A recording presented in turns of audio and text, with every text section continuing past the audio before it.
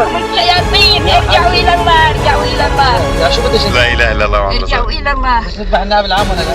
لا تذبحوا هذا ولا حد يذبح. ذبحوا لا تذبح. بدنا نفصل الإحرامي هذا كلهم ما السورتين والكردي هذا اللي ما السورتين بدنا مشان خط شهادة. كله حرام حرام. حبيب قلبي والله أجلنا طلع عليهم على الشيخ مشان الشهر هاي الدنيا برد. والإمام النووي نعلتوه والشعبي نعلتوه. الله ببعث بركتكم. ارجعوا إلى الله، ارجعوا إلى الله، ارجعوا إلى الله. ما بتقدروا شيء لا أنتم ولا نسوي؟ كله خرع عن خرع.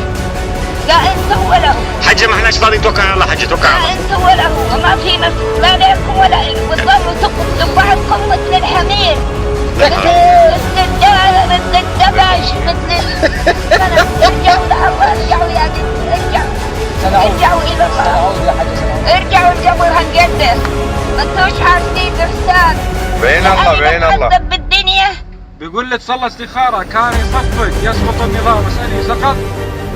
ما بيسقط النظام. لا الله برضى يسقط النظام ولا أرضى بينجحكم ولا بينجحكم. كله شد بعض. إن شاء الله. بتغزل للحديد. دولتكم ملعونة. لا خير في كثير من نجواهم إلا من أمر بصدقات أو معروف أو إصلاح بين الناس. وإن طائفتان من المؤمنين اقتتلوا فأصلحوا بينهما. فإن بغت إحداهما على الأخرى التي هي تبغي حتى تفيء إلى أمر الله فإن فأت فأصلحوا بينهما بالعدل وأقسطوا الله. إنما المؤمنون إخوة فأصلحوا بين أخويكم واتقوا الله لعلكم. ارجعوا إلى الله، ارجعوا إلى الله، ارجعوا إلى الله. خافوا من الله. ما بدكم الذبح ولا بدكم القتل. جيناكم بالذبح. اهجموا وأعدوا لهم ما استطعتم من قوة.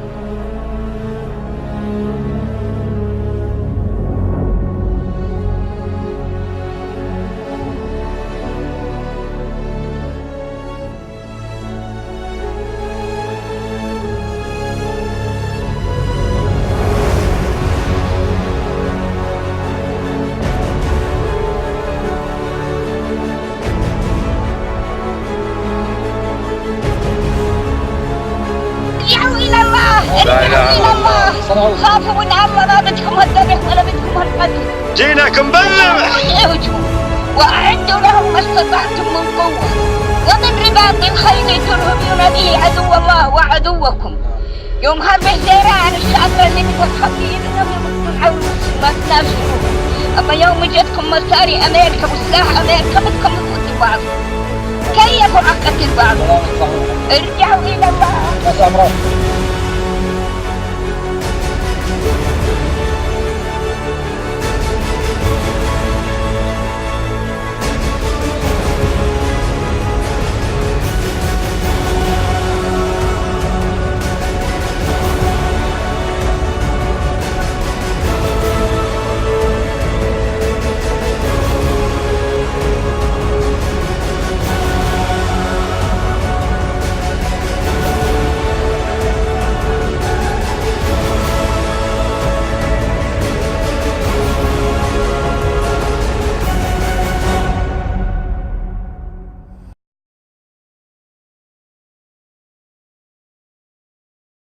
I've had to go 2 miles to school walking at 3 in the morning to get a man that was stuck in his flat some food and that. I've had no help at all apart from yesterday. The Muslim guys have turned up, hence you all being here today. Yeah, I've turned up this morning. I've got over 100 people working. You know. Our next story is one that may make you feel a little better about the world. It's about the kindness of strangers. One stranger in particular who saw a man without shoes on a Surrey bus and he decided to do something. That random act of kindness has gone global, but the Good Samaritan doesn't want any attention. Val Brach explains.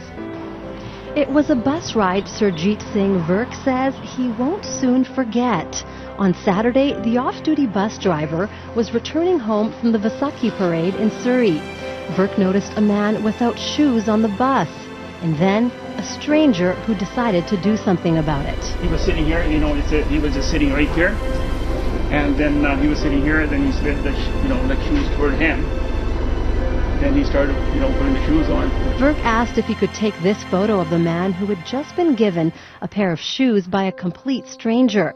As for the Good Samaritan, He said, "Don't worry about me. I live close by," and just put it on. He just slid it on the floor. I think he didn't want anybody to see it. So then he simply got off the bus. the Good Samaritan is a 27-year-old man from Surrey who volunteers at this local mosque.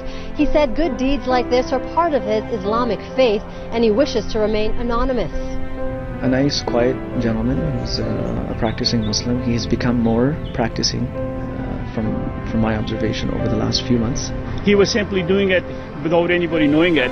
But I happened to be sitting at the right place, the right moment, and I grabbed the moment. Well, actions always speak louder than words. It's easy to sit on the pulpit and preach about doing good things, but sometimes one kind gesture like this, it has a much greater impact. The story is similar to one in Winnipeg 2 years ago. A bus driver there gave the shoes off his feet to a passenger in need. Verk hopes the publicity in this story inspires others to be kind. It just between two humans. One need was more than the other, and he simply did it.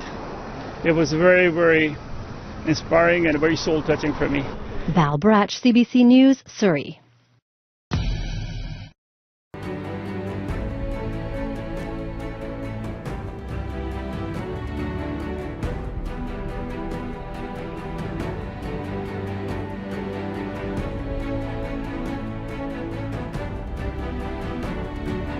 A released video has shed more light on foreign military aid to ISIL Takfiri militants in Iraq.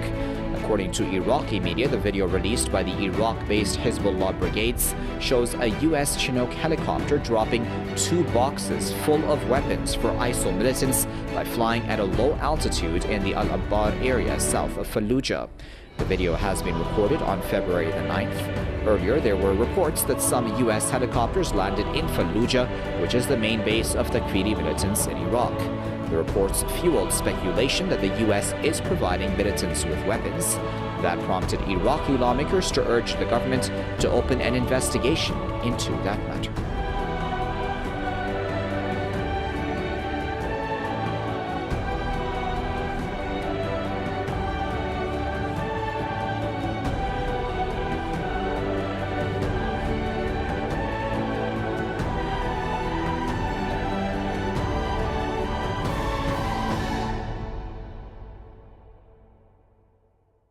The entire world has been shocked by the atrocities of ISIS.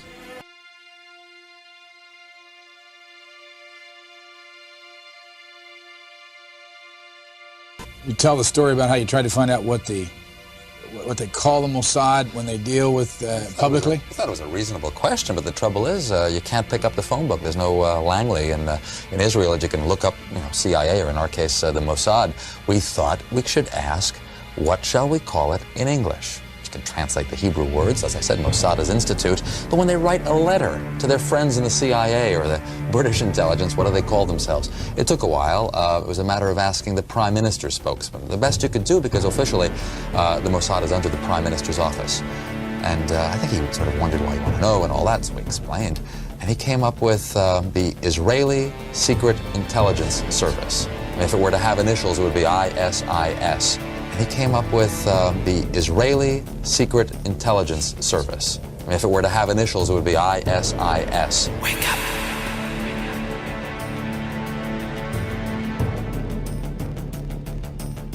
We had helped to create the problem we're now fighting. How?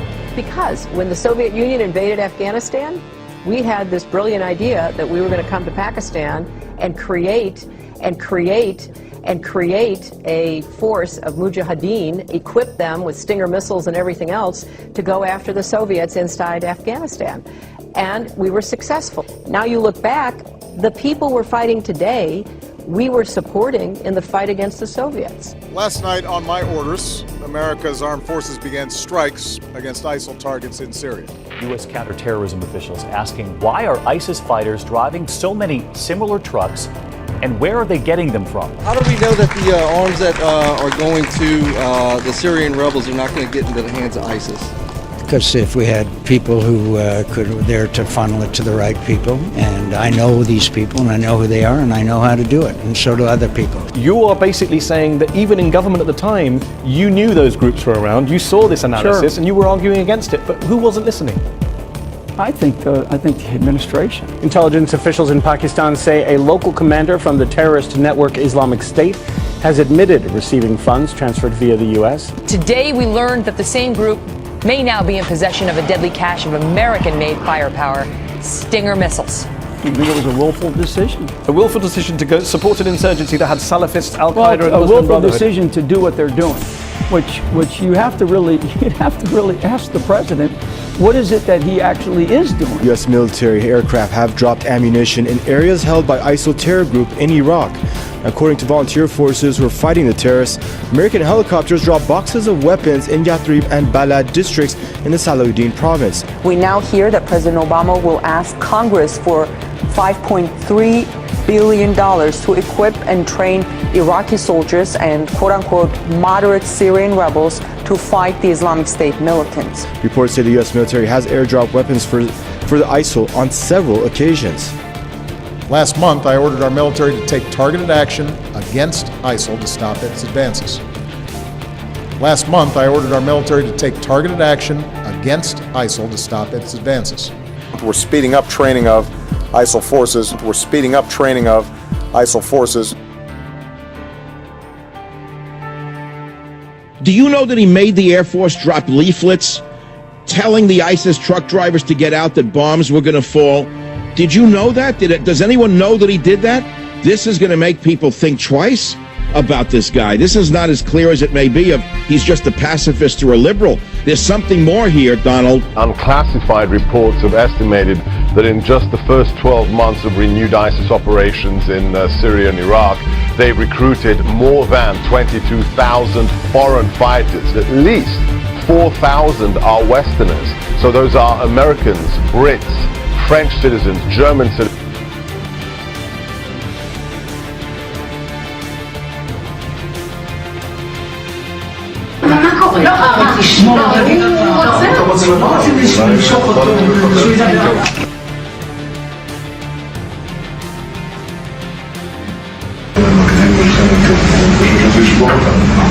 לא העיקרי, קודם כל לתת להם מכות, לא רק מכות כל כך מכינות, שהמחיר יהיה כבד מנשוא. כרגע המחיר לא כבד מנשוא. זו התקפה רבת היקף ברשות הפלסטינית. תביא אותם לפחד שהכל מתמוטט.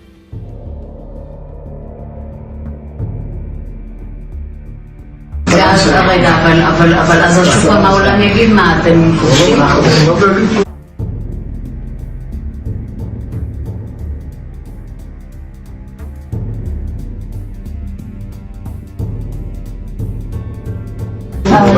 אתה לא מפחד מהעולם, ביבי. במיוחד היום עם אמריקה, אני יודע מה זה אמריקה. אמריקה זה דבר שאפשר להזיז אותו בקלות, להזיז לכיוון הנכון. הם אומרים שהם בעדינו, אבל כאילו... לא יכניעו לו. אז שאם אנחנו עושים איזה משהו, אז הם... יש עליה, נניח שהם אומרים משהו. אז אמרו, 80% מהאמריקאים תומכים בה. זה אבסורד, יש לנו שם תמיכה כזאת, ואנחנו אומרים מה נעשה.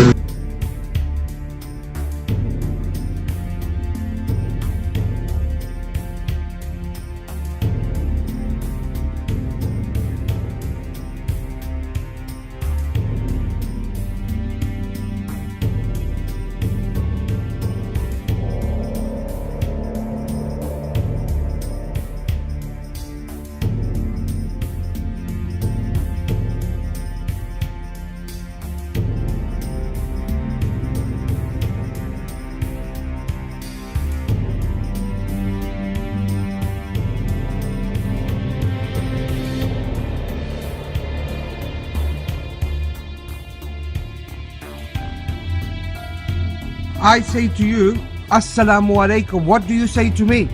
Assalamu alaikum. No, I say to you, Assalamu alaikum. What do you say back to me? Alaikum. Alaikum. You're not even Muslim and you're going around stealing of people? What you doing? Hey? Why you do this? Are you Muslim? Yes, Muslim. Say kalima. Say kalima.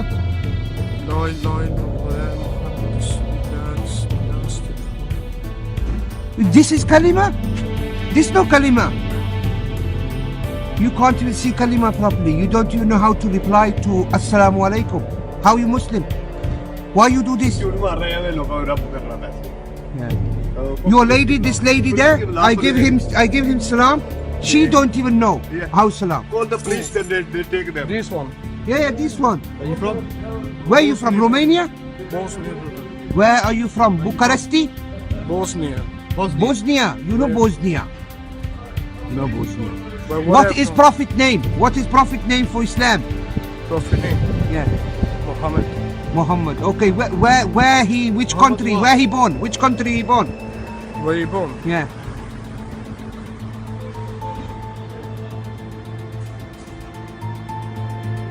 You don't know where he born? Which country?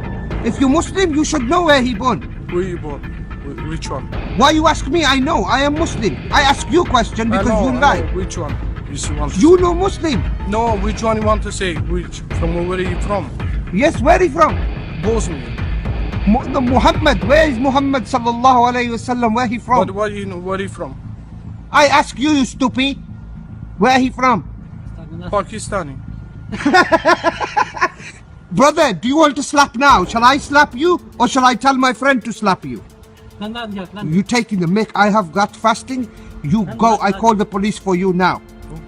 I call the police for you. This wrong. You are big man. Look at the meat on you. You go and work. Why you don't go work? But I don't have it. You find work. You don't have it. But you're not Muslim. You agree this? You Muslim? No. You Christian. You're not Muslim, are you? You're not Muslim, are you? Sorry, brother. I'm very sorry if I do so to you some wrong. No need be sorry. You act, pretend to be a Muslim, and you get money of people. You're not even Muslim. Why you do this? If you want money, be honest. Say you got no work, you got no job, you need food. It's different. Don't pretend to be a Muslim when you're not. Be proud of who you are. You're not Muslim. Go now before I call police. If I see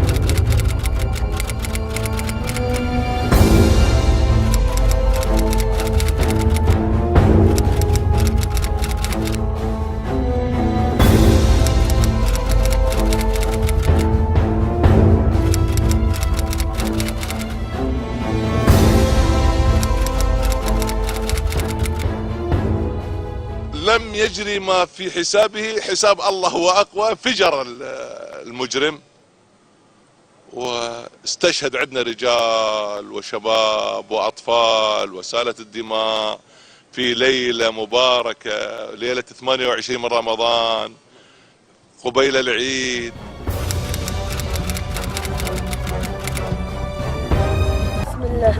تقول لي طاغوت الأردن نحن أحفاد أبو مصعب الزرقاوي جيناك بالذبح. والله أقسم بالله غير نجيب لكم مفخخات بالأطنان المطننة بإذن الله. هذه جنسيتك يا سيسي يا طاغوت يا عبد الصليب. وكفى. وأبشروا بإذن الله عز وجل إننا قادمون، ولكن بفتح الجزيرة بإذن الله عز وجل.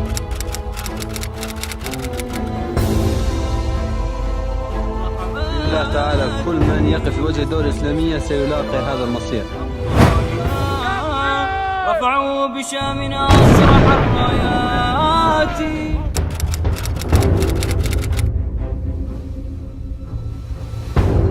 السيل الزبا وتفح الكيل وتوكلوا على الله وذاتوا على أنفسكم مع طعامكم مع أعرابكم وموتوا شهداء وإياكم أن تموتوا وأنتم تحت هذه السيوف الجبانة مستسلمين خانعين لله.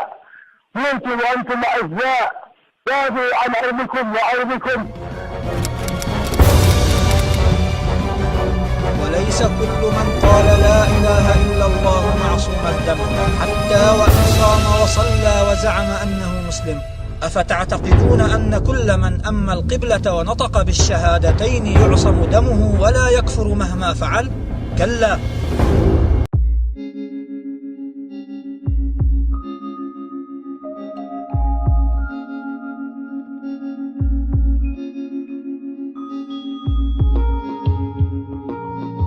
I believe that their venom needs to be condemned. They've hijacked my religion. It makes me that much more determined.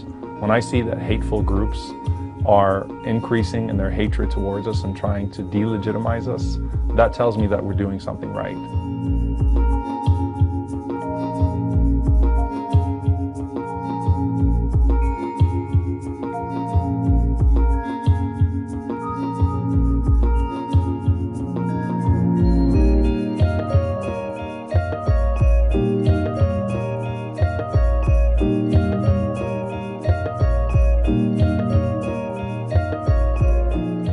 ISIS on one hand saying you can't be a Muslim American because you can't truly be loyal to your Muslim part. You've got Islamophobes on the other hand saying you can't be a Muslim American because you can't be loyal to your American part. And you've got a whole bunch of American Muslims in the middle going, well, where do we fall?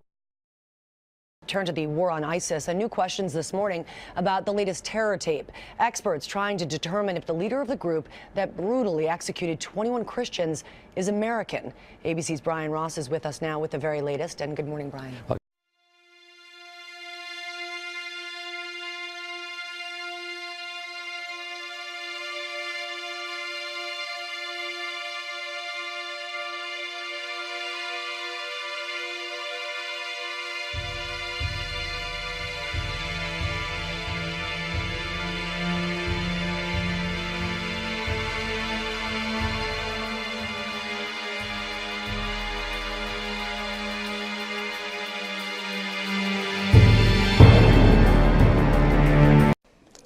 This is what is important to clarify, what it really means to be a Muslim. And I and countless other Muslims have been taught from our earliest years that our religion demanded respect and caring for others.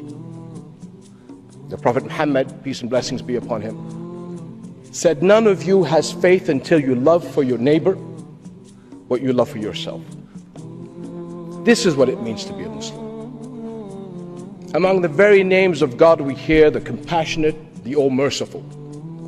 All my life, every day, I have heard and used the greetings, Assalamu alaikum. A wish for the other to be blessed with peace. This is what it means to be a Muslim.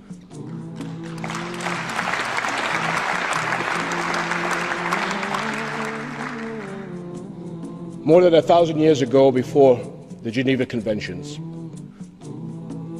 Muslim soldiers were ordered not to kill a child, a woman, or an old person, not to destroy a tree, not to harm a priest, not to destroy a church. These are the same values of Islam we were taught in school as children, not to destroy or desecrate a place where God is worshipped, not a mosque, not a church, not a synagogue.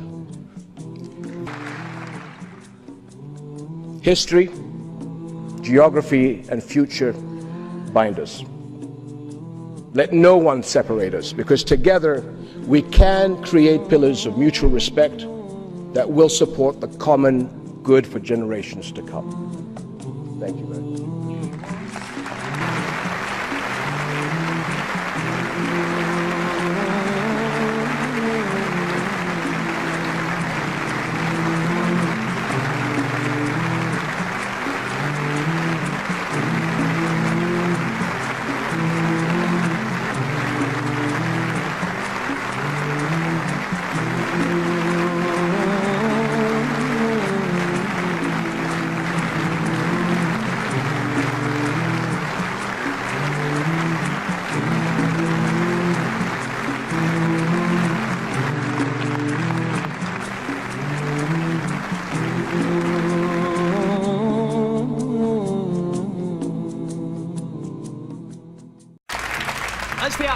be clear about what happened. Firstly, this whole idea that Gaza, that Hamas broke the ceasefire, is just not true.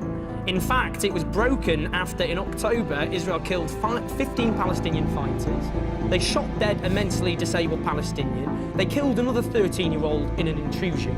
And when there was an attempt to actually get a ceasefire, negotiations were ongoing, that is when they assassinated Ahmed Jabari, actually completely ending those ceasefire talks. Now, it's often said, and Barack Obama made this point, he said, what country on earth would tolerate rockets being fired at them? I ask you this, what people on earth would tolerate a siege which stops basic supplies getting in, an occupation, a 45-year-old occupation, a brutal occupation at that, illegal settlements all over the West Bank, which are in total violation of international law.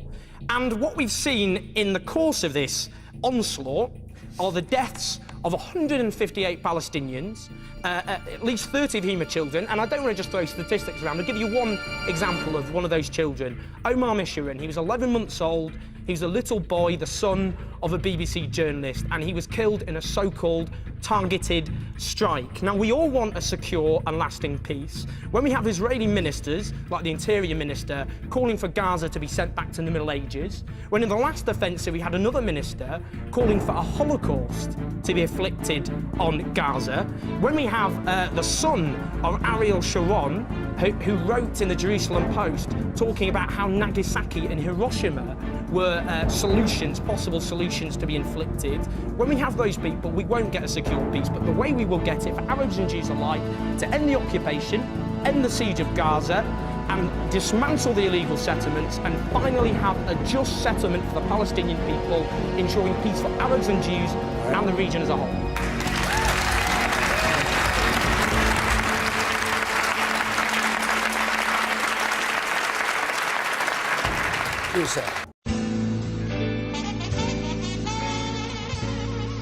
Can we speak? Can I ask you some questions? About Politically? a little bit. No. No. I'd love to hear your thoughts on the current conflict. With everything that's happening, it's all an illusion? Yeah. Wow, that guy is one of the greatest optimists I've ever seen. How you doing? Can I ask you a couple questions? Yeah. Yep. So somebody just threw a water balloon at us. And now there's a crowd gathering because they're going to, they're saying that they're going to chase us away, and they're gathering numbers now. So there's a big flock of people that's going to chase us. Yeah. I'm not. So I'm not allowed to talk to anybody in the country? I'd say we're not very wanted around here.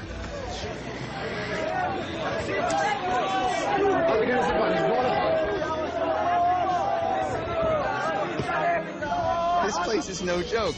We were down there just trying to talk to people. What do you see here? We've found enough peace here today.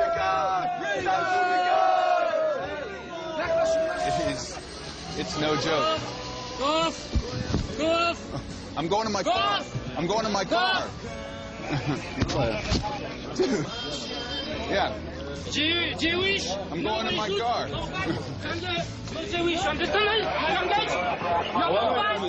There's so many things that are wrong. This is messed up.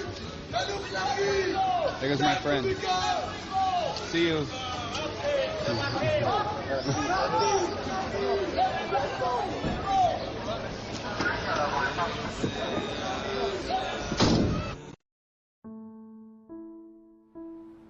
For the past 2 weeks, Israel has been killing terrorists just like the one standing next to me.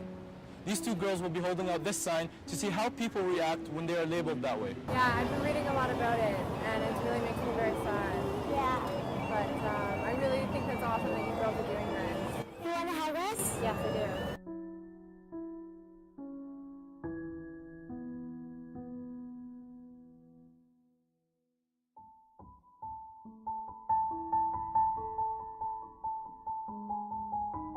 I'm sure you're not a terrorist.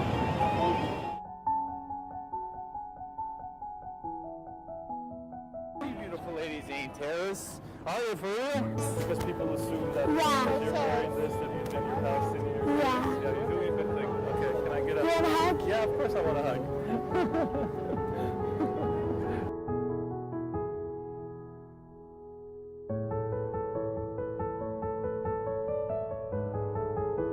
Thanks. We're not actually terrorists. Really? So I put in my Facebook. I figured out you're not terrorist.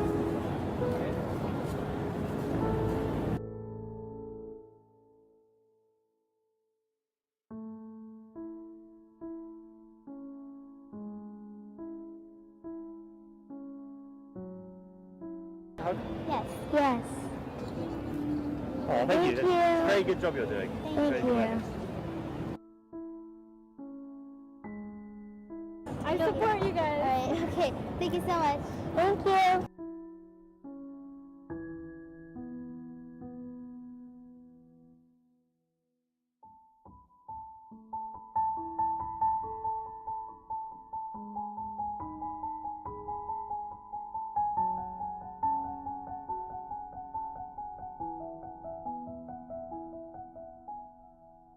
Would you like to hug a terrorist? Sure, guys. Come get it. I know. I say on both sides, we're all people that should love fighting. Yeah. And I love you. I love you guys.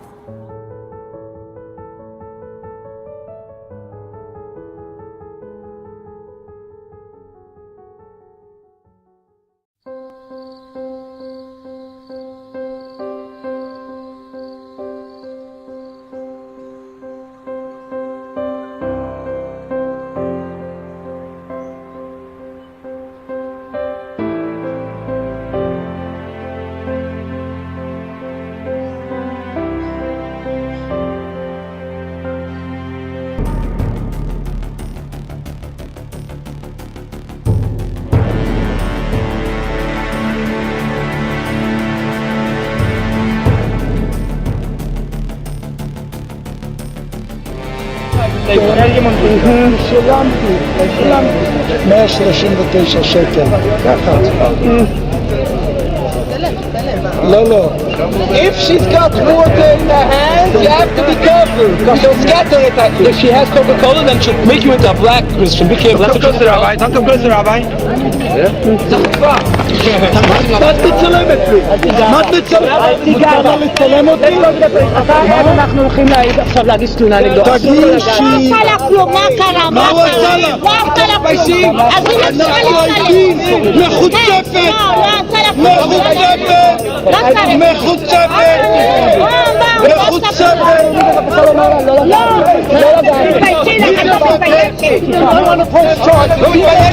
קראו אותי ברב של הרב. shame on you! shame on you! העיניים שלך רעות! התראה! אדוני השוטר! מחוצפת! אדוני השוטר, תקפים אותנו! אדוני השוטר, תקפים אותנו! shame on you! בושה לכם! תקפים אותנו! זה הרב של הרב ככה עושים לו! איזה בושה לכם! תחזרו לגרמניה! בושה לכם! shame on you! go back to Jesus! go to Jesus!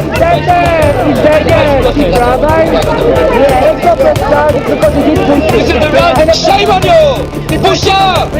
הרב של העיר! הרב של העיר! מה לא מתביישים? תתביישו מפה! תתביישו מפה! תתביישו מפה!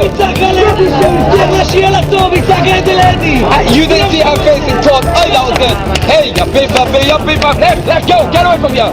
Get away from here. לא מתביישים? ככה אני יודע אותה לרב של הרב? בושה וחרפה!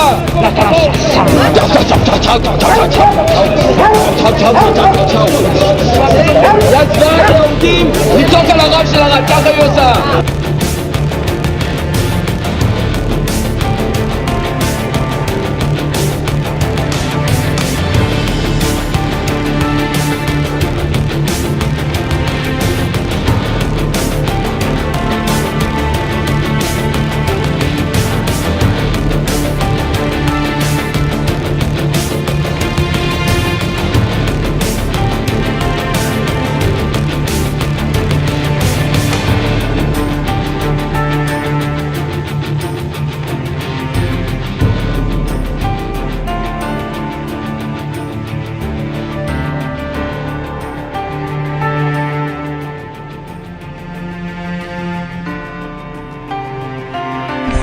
bastard, you suck. You and you fucking Jesus could kiss my ass, okay? Go away.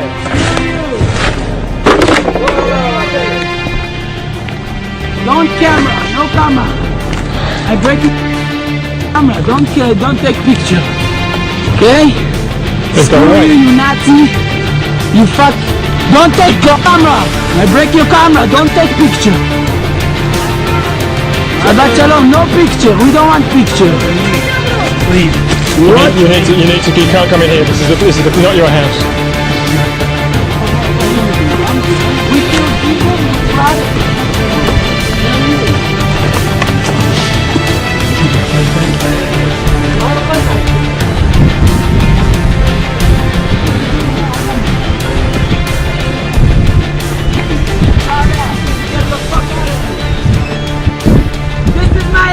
This is not your land. It belongs to these families. You son of a bitch!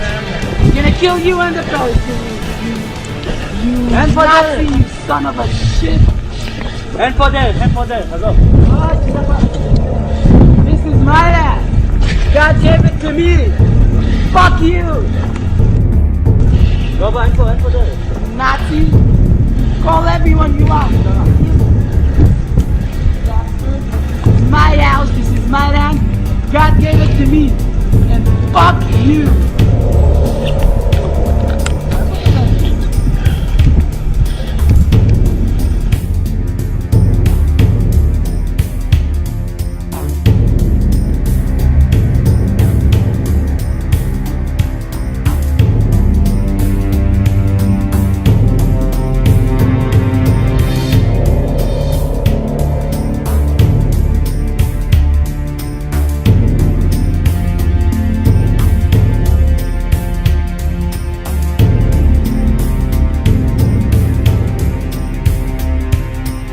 Yosef Al-Khattab. Ooh, big scary name. And they've got a picture of him out there where he's holding all these guns and knives, and he's dressed up like a wannabe Rambo, and he's scowling at the camera, and he supposedly has this website with things in it like pictures of the Statue of Liberty with an axe buried in the back of the head.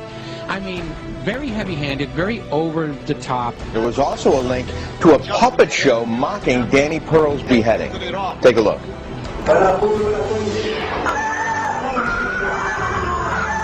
Oh, that's awful. You know, just looking more like a movie prop than anything else here.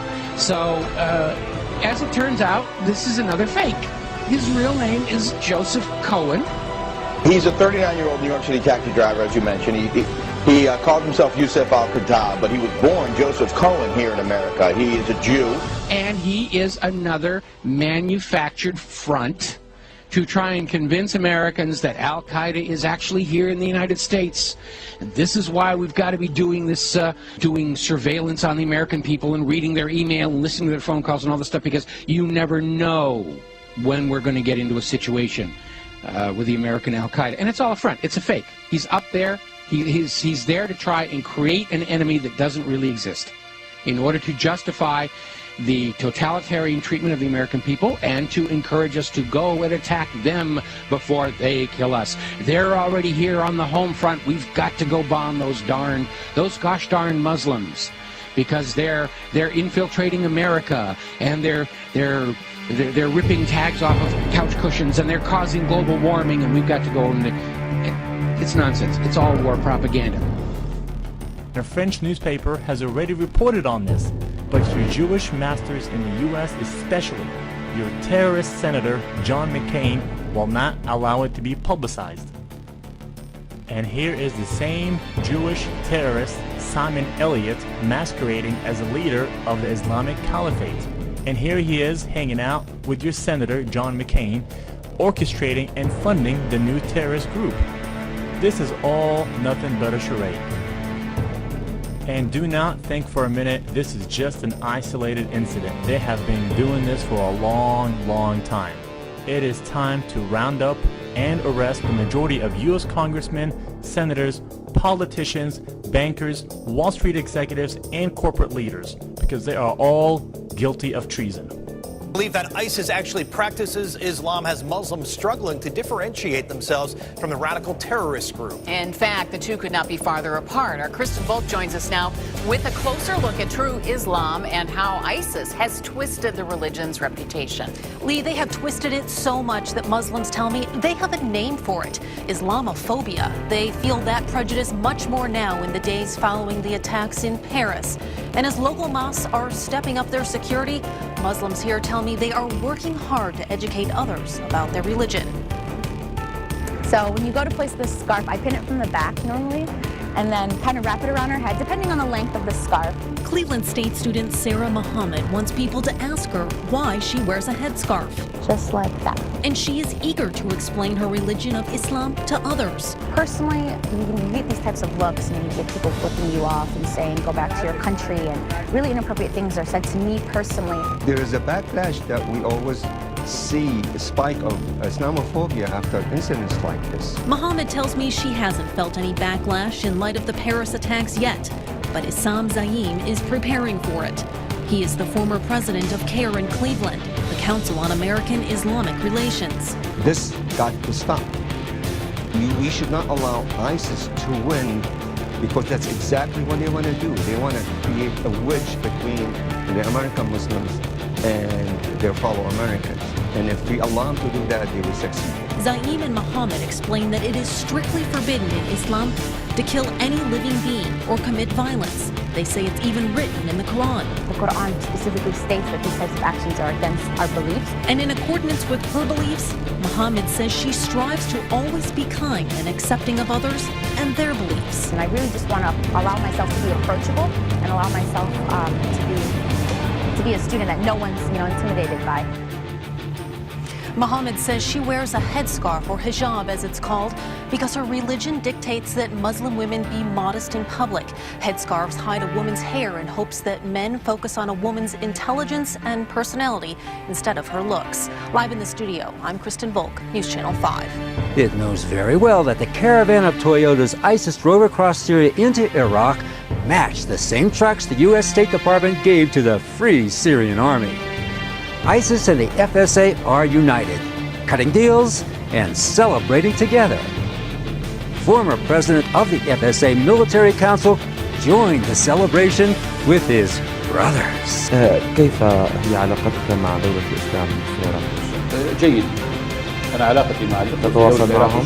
بالتأكيد تواصل شبه يومي أنا يقال بأن بحل هذه الخلافات. Free Syrian Army was from the beginning a brand management created by America, Israel, and Gulf governments.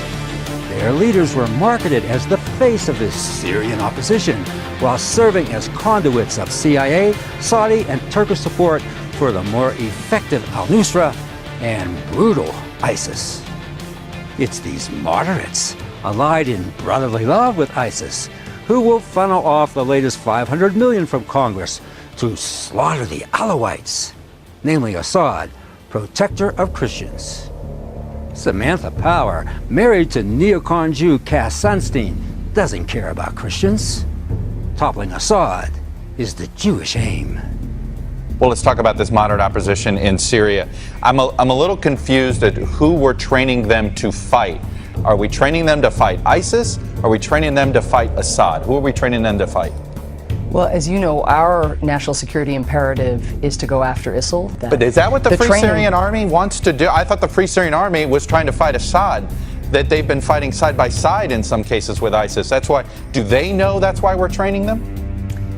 They do, but may I add, the training also will service these troops in the same struggle that they've been in since the beginning of this conflict against the Assad regime. Let me note, the Free Syrian Army and other moderate forces have been fighting ISIL since December.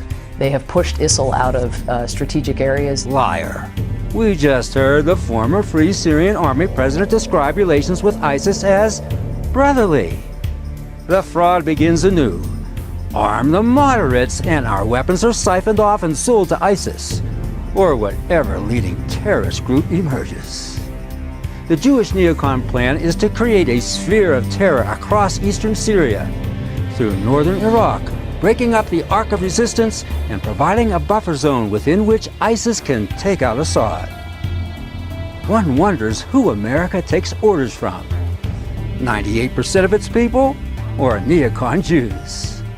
Why are we letting Fred and Kimberly Kagan, William Kristol, and Eric Edelman and their ilk hijack U.S. interests? It won't end well. Russia's UN ambassador makes this clear. When the United States decided to make toppling President Assad as the priority of the policy of the United States, we told them that it was the terrorists we need to worry about. There are other terrorist organizations other than ISIL in Syria, like this Jabhat al-Nusra and some others. So they may take over the territory which may be vacated by ISIL after American strikes. We fear that it may degenerate into a chaotic situation. Without Assad, Iran, and Hezbollah keeping ISIS at bay, terrorism will flourish and chaos will rule. Is ISIS good for the Jews? They think they are. But this insanity will take America down the sinkhole of yet another Middle East quagmire. The ISIS do not represent Islam or any Muslim. Because it's totally un-Islamic. Because they're killing innocent people. Because you're unjust. We must all unite together and try to stop this group from damaging Islam and damaging Muslims. Not in my name. Because your leader is a liar. Because your actions do not represent the actions of the rightly guided companions. Because your caliphate doesn't represent the Ummah. Because what you're doing is inhumane. Because you abuse heart and minds. Because you have no compassion. Because my religion promotes tolerance for women and you have no respect for women.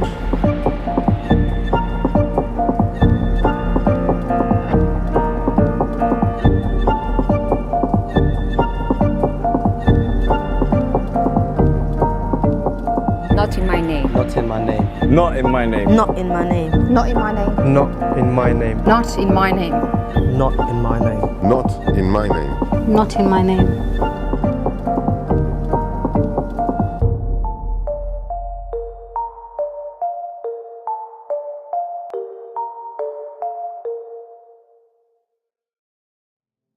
Who am I? I'm the no pork on my fork, towel head wearing, beard growing, social media showing, craziness and instability. Kamikaze type, religion hype, Quran preaching, fuck the world teaching, and after this hopefully I'll be reaching all of those who want to know who I am. Who are you? The fearful finger pointing people who failed the founding fathers of freedom? Foolishly forgetting that all people are supposed to be created equal. Doesn't it feel like a sequel of the Japanese, Irish, Mexican, and blacks? Hell, let's face the facts.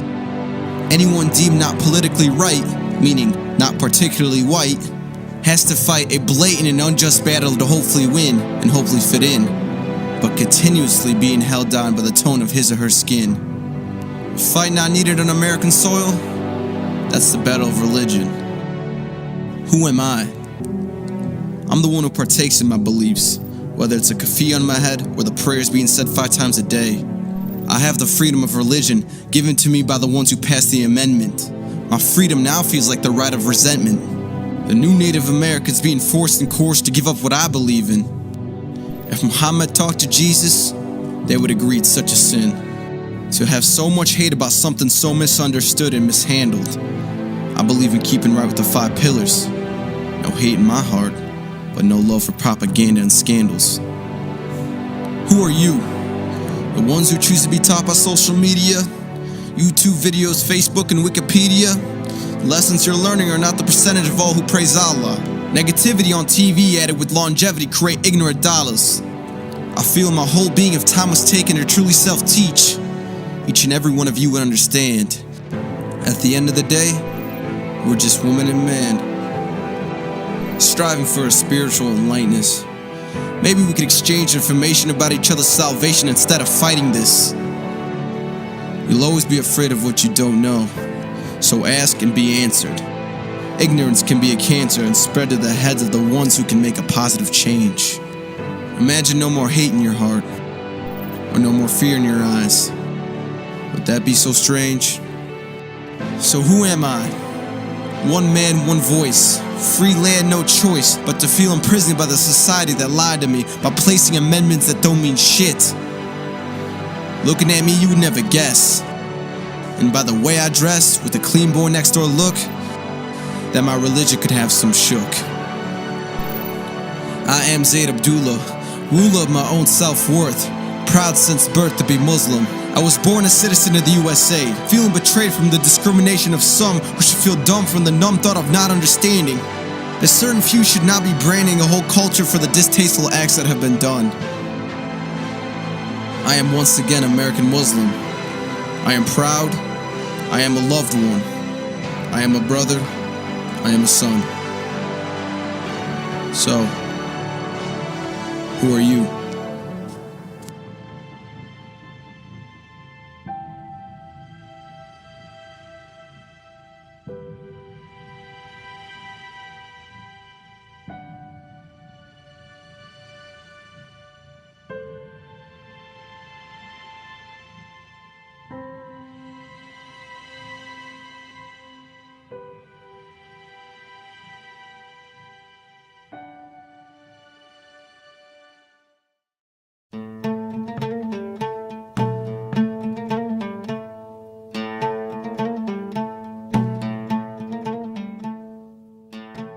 It's extremely horrifying and terribly upsetting to see that beheading, killing, and persecution of people is taking place in the name of Islam. Every soul is precious in Islam. Allah Almighty says in the Quran again, whosoever kills a soul, doesn't say a soul of a Muslim. It says any soul. It is as though they have killed the whole of humanity. If terror is killing innocent people, Islam from the Quran and the Sunnah has nothing to do with it. There's no way, in my opinion, that I recognize ISIS as following an Islamic agenda. I don't recognize their Islam.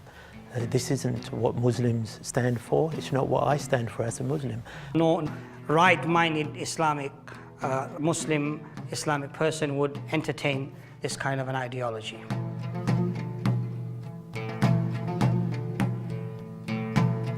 The message of the Prophet was to emancipate women, was to free women from slavery.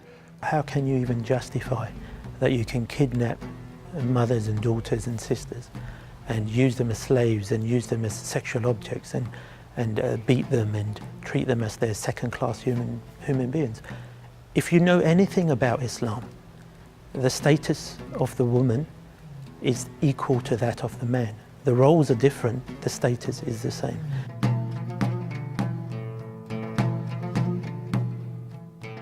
If Almighty God had wanted us all to be the same, He would have made us the same. And that's not what the Quran teaches us. The Quran teaches us to understand and live with everybody else rather than enforce ourselves upon them.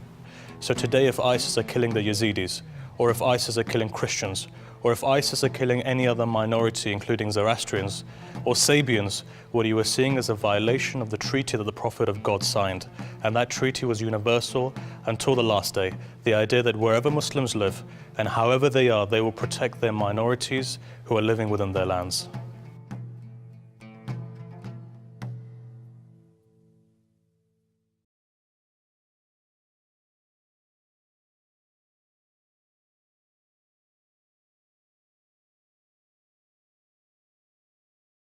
Are modern Jews descendants of the tribe of Judah, one of the sons of Jacob?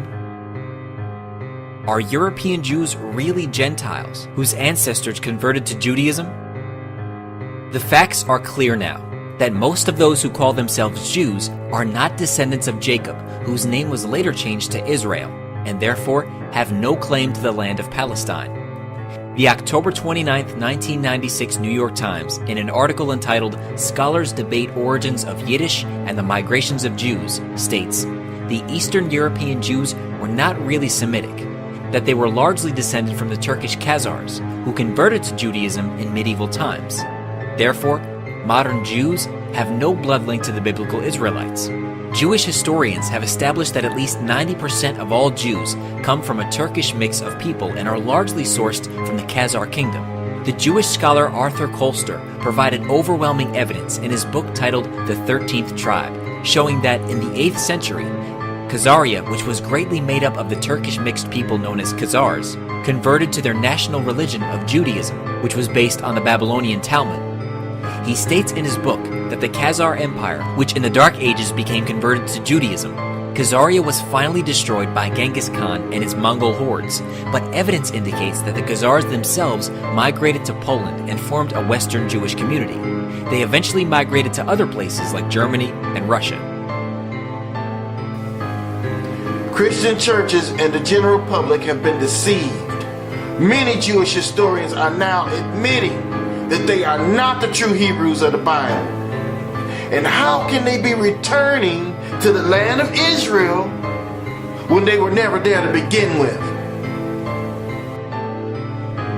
The goal of creating a homeland for Jews seemed like a noble pursuit in 1897 when the Zionist movement became officially established. However, their dream of returning to Palestine has become a nightmare of violence, and there is no end in sight. Worse yet, the concept that Palestine is their homeland has turned out to be a tragic mistake. These white-skinned Ashkenazi Jews are not descendants of the original Jews of Palestine. There were no white people in Africa or Palestine 2,000 years ago. The medieval Europeans assumed that Jesus Christ, his mother, and the other original Jews looked just like the Europeans, which is why you can find Jesus with blue eyes and green eyes, and why his mother has such white skin. Hey guys, the gig is up. I'm not the real Jesus.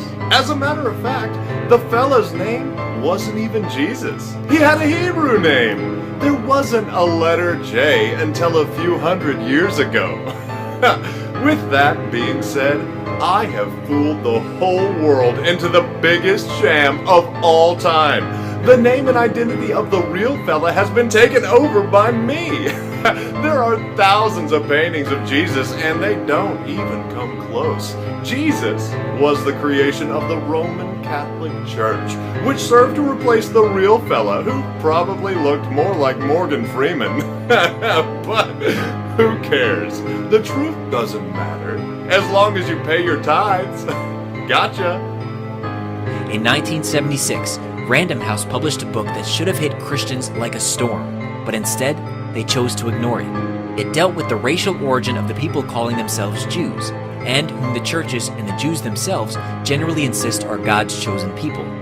Since the late 1800s, a number of Bible scholars who were also students of history have insisted the church denominations were wrong, that instead of being Israelites, these Jews from Eastern Europe descended from Mongolians that were actually Turkish people who had adopted Judaism as their religion over 1,000 years ago and had become known as Jews.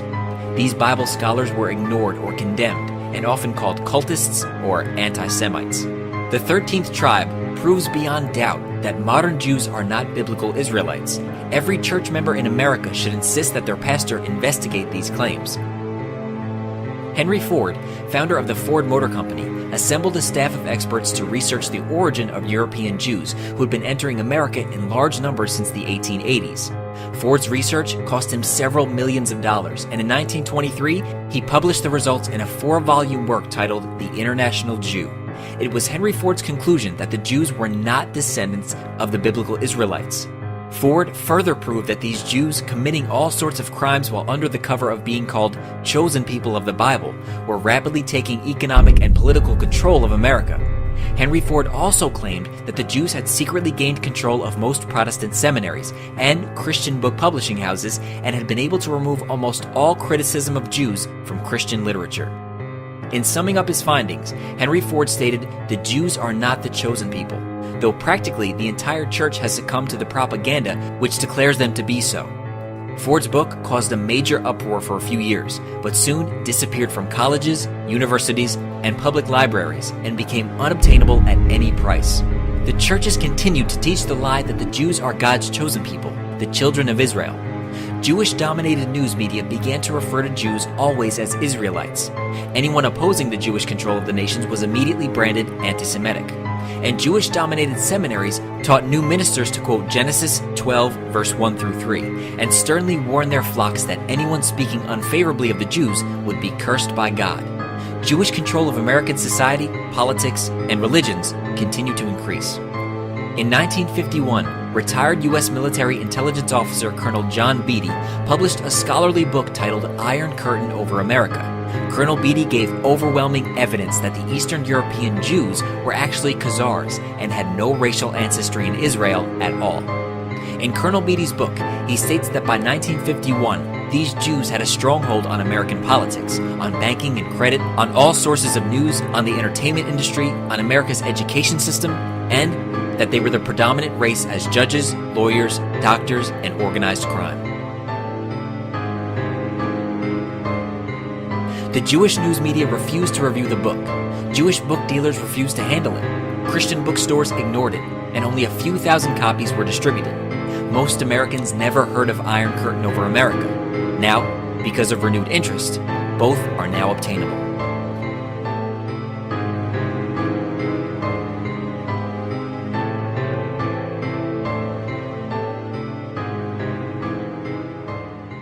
Jewish gangsters getting rich off running illegal liquor across the Detroit River from Canada. They were legends in the criminal underworld of America, and their name rang bells from St. Louis to New York. They also killed 500 people, according to the police. Al Capone sent for them to help him murder 6 people in the infamous St. Valentine's Day Massacre. In 1925 alone, police recovered 53 dead bodies from the Detroit River. The Purple Gang was never a tightly organized criminal syndicate, but a loose confederation of predominantly Jewish gangsters, more like modern African-American criminal groups than the Italian Mafia. The last vestiges of the Purple Gang were finished when Harry Millman, feared Purple Gang assassin, was himself shot down at Boski's Deli, November 25, 1937, on the corner of 12th Street and Hazelwood.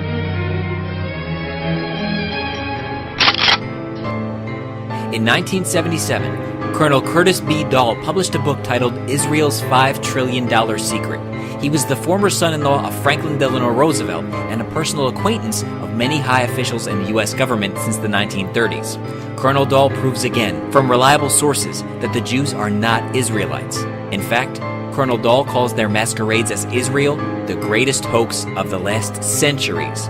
It should be read by every non-Jew. Now, what are the facts? The Jews, I call them Jews to you because they're known as Jews. I don't call them Jews. I refer to them as so-called Jews because I know what they are. Certainly, our Lord and Savior was not one of them, and I can prove that. Now, what happened? The Eastern European Jews, who form 92% of the world population of those people who call themselves Jews, were originally Khazars.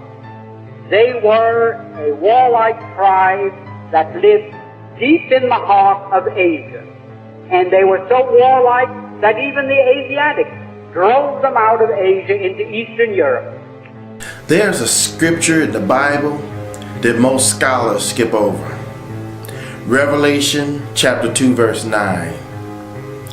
I know the blasphemy of them that say that they are Jews and are not, but are the synagogue of Satan.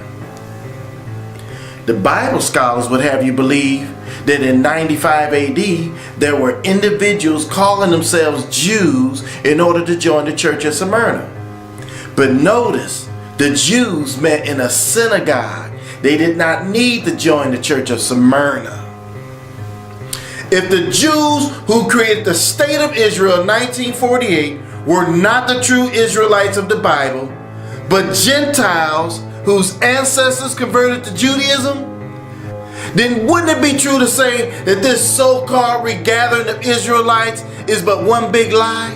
And that the true Israelites, God's people, have not yet returned in these last days because those Jews have only assumed the identity of the true Israelites.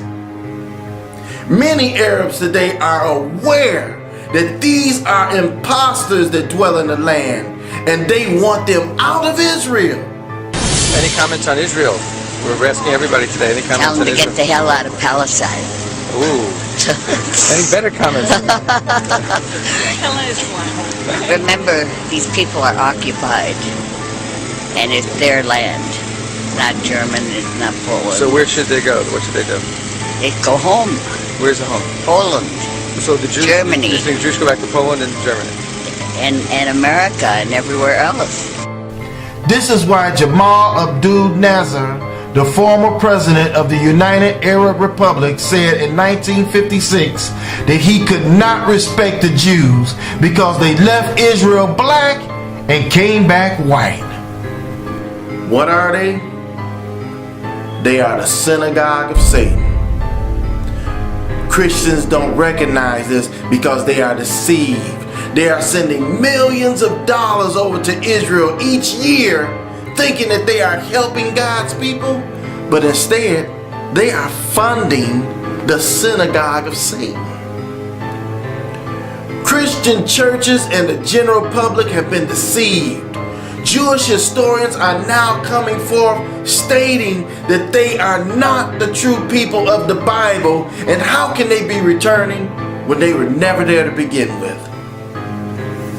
The scriptures make it clear that the true Israelites would not be back in their land until the Messiah returns. Have you seen the Messiah walking around here lately? Lord, behold, the days come, saith the Lord, that I will raise unto David a righteous branch, and a king shall reign and prosper, and shall execute judgment and justice in the earth. In his days Judah shall be saved, and Israel shall dwell safely. And this is his name whereby he shall be called, the Lord our righteousness. The scripture also explains that Jerusalem shall be trodden down of Gentiles until the times of the Gentiles be fulfilled. They shall fall by the edge of the sword, and shall be led away captive into all nations. And Jerusalem shall be trodden down of the Gentiles, until the times of the Gentiles be fulfilled. My question to you is this. When did the so-called Jews that we see in the land today get led away as slaves into all nations? Captive means slaves. When were the Jews today led as slaves into all nations? This never happened to the so-called Jews.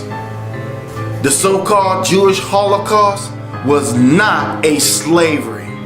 As a matter of fact, other people died in the war, including blacks, Germans, those that were handicapped and mentally ill. There are huge questions surrounding the 6 million figure of people that were killed in the Holocaust that's been thrown down for decades. That's another subject that needs to be researched. Research the truth about the Holocaust, and you will definitely begin to question what you thought you knew. Now I got another question for you. Didn't these so-called Jews reject the Messiah? So as a whole, the Jews do not accept Yahshua, the one that the world called Jesus, as the Messiah. And according to the scriptures, the curses of Deuteronomy 28 should be evident in their lives. But instead, they are the richest, most powerful people on the face of the earth.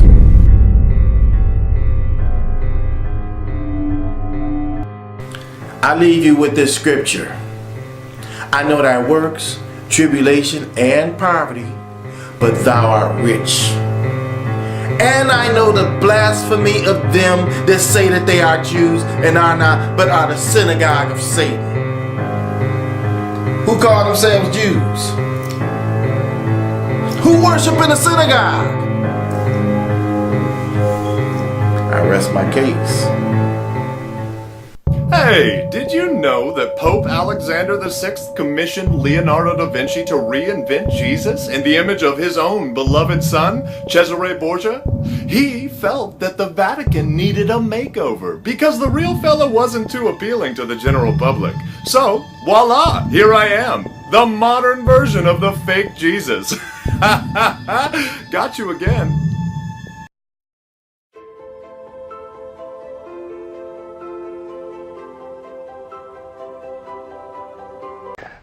A home with a truly surprising secret. It's just a simple terrace and it's derelict now. But this was the first foothold in Britain for one of the world's major religions.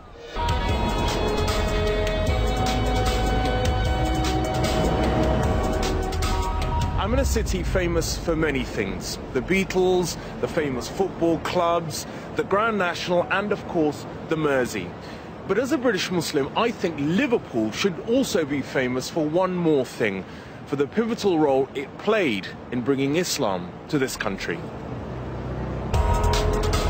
And the strange thing is, it's a story I know almost nothing about. I'm told that behind this door is the country's first mosque.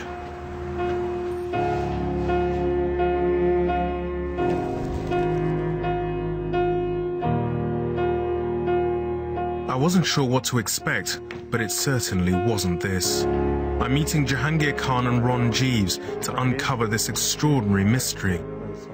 So, where's the mosque? You're standing in it. Really? Yeah. This is where people would have prayed? That's right. You would have had about 200 Muslims praying in this mosque. Goodness me. It's in the 1890s. You would have had an extraordinary gathering. You would have had British gentry, male and female, people from Liverpool's working classes. I found common names like Jones and Warren and Smith and who'd all converted. Charlton and all converted. So this mosque wasn't for immigrants, it was for hundreds of white converts. The person who managed to turn devout Christians into the first generation of British Muslims must have been extremely charismatic. Who was he? Abdullah Quilliam was born William Henry Quilliam from a very well-known Methodist family here who converted to Islam and surprised a lot of people when he did it. A sickly young man, William went to Morocco to recover. What his family didn't expect was that he would come home a Muslim and with a passion to convert the people of Liverpool to Islam. When Quilliam was its leader, this is what the mosque would have looked like. God bless the Muslim cause, bless all who keep thy laws and do the right. One idea to convert Christians was to sing traditional anthems in an Islamic style.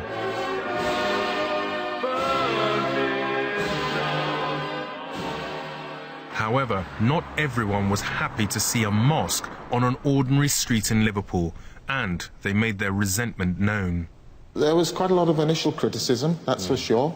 The mosque is attacked, people throwing pigs' heads, people leaving razor wire in the courtyard there. But of course, he was a very brave man, you can imagine. He claimed he was the first Muslim of Britain. That's an amazing story, isn't it? Quilliam was rewarded by Muslim leaders with the title Sheikh ul-Islam. He and his mosque became famous across the Islamic world. So I can't understand why Quilliam and his achievements have been forgotten.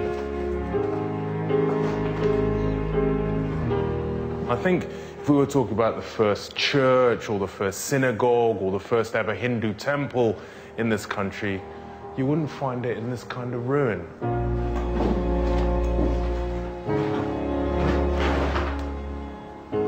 Very sad.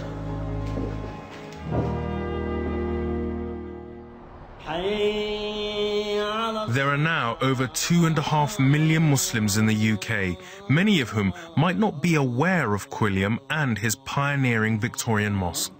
Assalamu alaikum wa Unfortunately, not enough people, whether they're Muslim or non-Muslim, know about the legacy which Abdullah Quilliam left behind. Abdullah Quilliam was way ahead of his time, and he managed to achieve more than 100 years ago what we as a Muslim community here in the UK haven't yet achieved. What he managed to do, which is the most amazing thing, was translate the message of the Prophet Muhammad into a context which made it suitable for the people of Britain. It's essential. It's essential that everybody knows about this man, everybody knows about the mosque, and everybody knows about the work which he did. We can all take lessons from it. Quilliam left Britain and the mosque in 1908. Without his charismatic leadership, his congregation dwindled and the mosque was later sold on to the council. There are now ambitious plans to restore this unique building back to Quilliam's original vision. It's remarkable the role that this mosque has had in the social history of this country, and I think it's a really important and uplifting story to tell for this country, and I hope that they raise the funds to bring this mosque back to life again.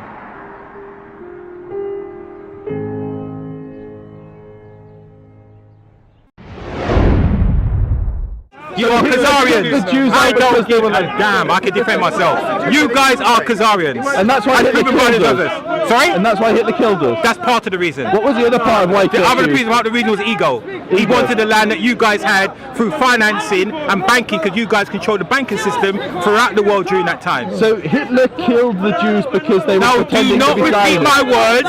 Do not repeat my words like that for the camera. I'm going to say them for you. Hitler knew you guys were Khazarians, and that's a part of the reason why he took some of you guys out. The other reason was that you were suppressing the German people in Germany at the time, right? You guys had all the wealth and all the money and all the resources. The German people were starving. Yes, the German people were starving. The German people were starving. So he formulated a party, an organisation to have equal rights. You guys wasn't falling for it and defend it. Hence the reason war started. So the war started because So end of. Have you got it on camera now? You happy? No, I'd like to continue. No more continue. You've got enough.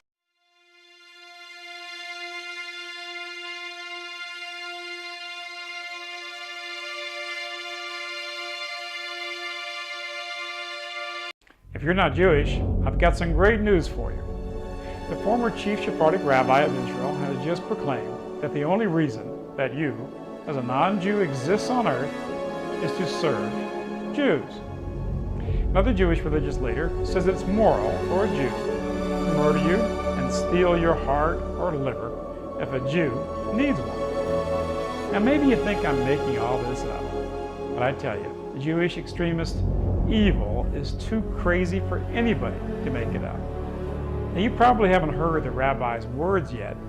He's not on Fox News, CNN doesn't cover it, but it has been covered extensively in Israel, just not America. In the next few minutes, those of you not completely brainwashed by the controlled media will open your eyes to Jewish supremacy. In the next few moments, I will quote only from mainstream Jewish sources and prove every word that I speak here. The most respected newspaper in Israel is the Jerusalem Post. The headline reads, Yosef, Gentiles exist only to serve Jews. Rabbi Yosef is the former Sephardic chief rabbi of Israel and the foremost rabbinical authority in Israel. Quote, the sole purpose of non-Jews is to serve Jews. Goyim were born only to serve us. They have no place in the world only to serve the people of Israel. He goes on to compare you to a donkey. Quote, imagine that one donkey would die. They'd lose their money. This is his servant. That's why he gives them long life and work well with this view. Finally, he says, why are Gentiles needed?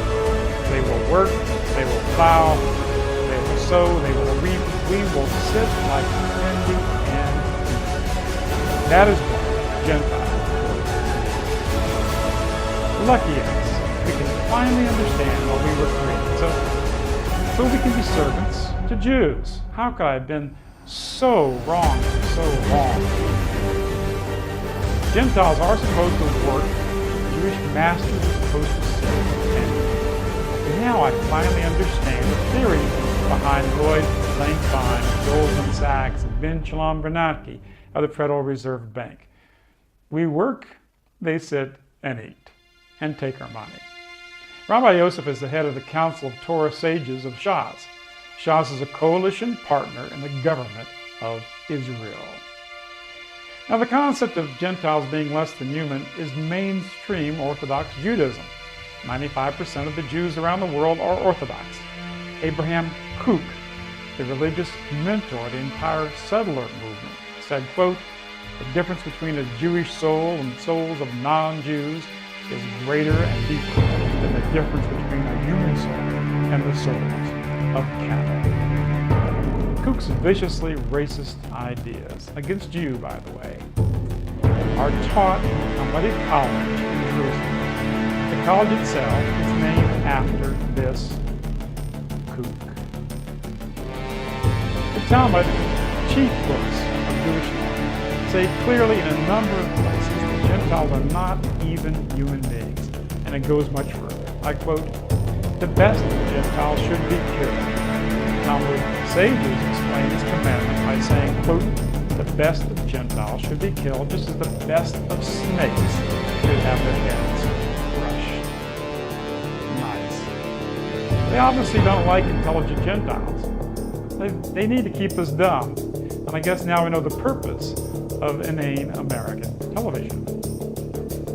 Chabad Lubavitch is a billion-dollar Jewish sect with branches in most capitals on earth. Its American leader was the great Rebbe, who also said, "The purpose of all non-Jews is solely to serve Jews."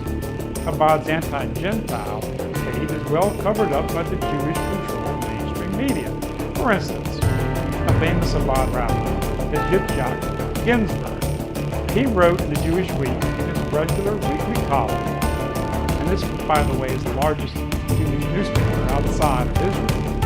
He wrote, he said, quote, "As for the Goyim, Gentile souls are completely different and inferior order.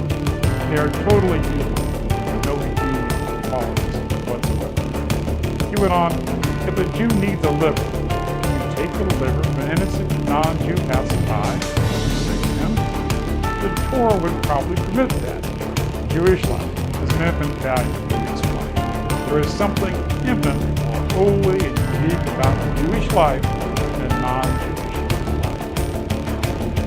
So Ginsburg says that it's a moral act by a Jew to kill you, to love you, and steal your vital organs if a Jew might do. So this Jew needs to steal a heart, for obviously he doesn't have a heart. Chabad calls non-Jewish women shiksas. Shiksa literally means poor, and it calls Gentile girls or little. Now, can you imagine the outrage? Gentiles, even Christians, call Jewish girls little Jewish poor. But they do this all the time in the media.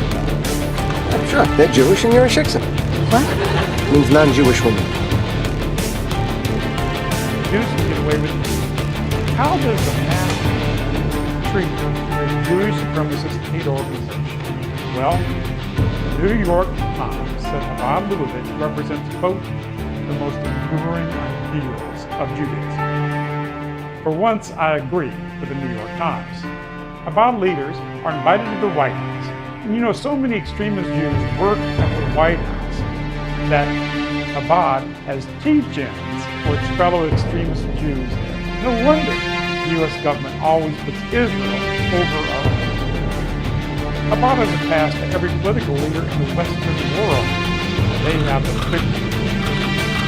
Do you suppose our 90% Gentile and Chabad is racist? The Congress is pious. Every Gentile member of Congress voted to honor. He said that every Gentile Congress every one of their wives and mothers, daughters, poor. Now that's true slavery. When you vote to honor someone who says your mother is a whore, who tells you that your sole purpose on earth is to serve the superior Jews. For those who think extremist Jews don't have dangerous power in media and politics, please somebody tell me, how did they get away with all of this? This is all too crazy. It's too crazy for someone to make up. But you know what I've learned in my life? That when it comes to Jews, the unbelievable is often true. Of course, Rabbi Yosef is right. Most Gentiles do serve the Jews. We fight their wars in Iraq and Afghanistan, spill the blood of tens of thousands of our young men, and suffer terrible injuries and death to those nations. We spend a treasure of trillions of dollars in these wars for Israel. We support the criminal state of Israel with more of pure tax money, even after Israel committed terrorism against us in the Lebanon, the attack on the USS Liberty. Thank you for having the courage to watch this video. I believe that there is an honor in you that will not allow you to be a slave to anyone, much less to such an evil power as Zionism.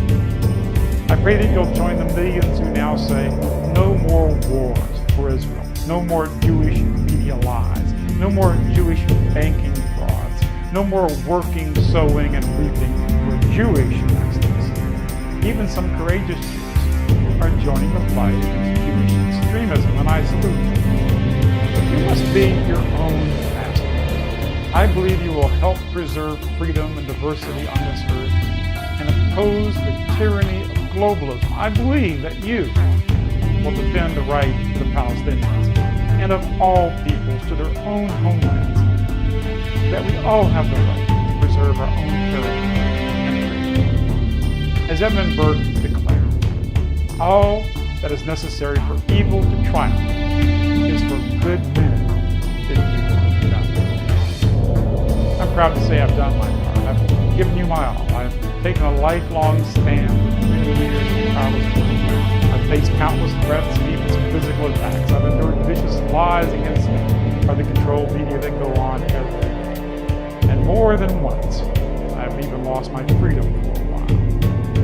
It is now time for you to do your part. I'm not asking you to give me back what I've given you. It would take you 45 years to do that. I just ask you to give wings to this truth, to send it soaring to all those who you love. Let it light up the eyes of everyone who can still think for themselves in this world. Set yourself and set the truth free. The time has come. The world is awakening.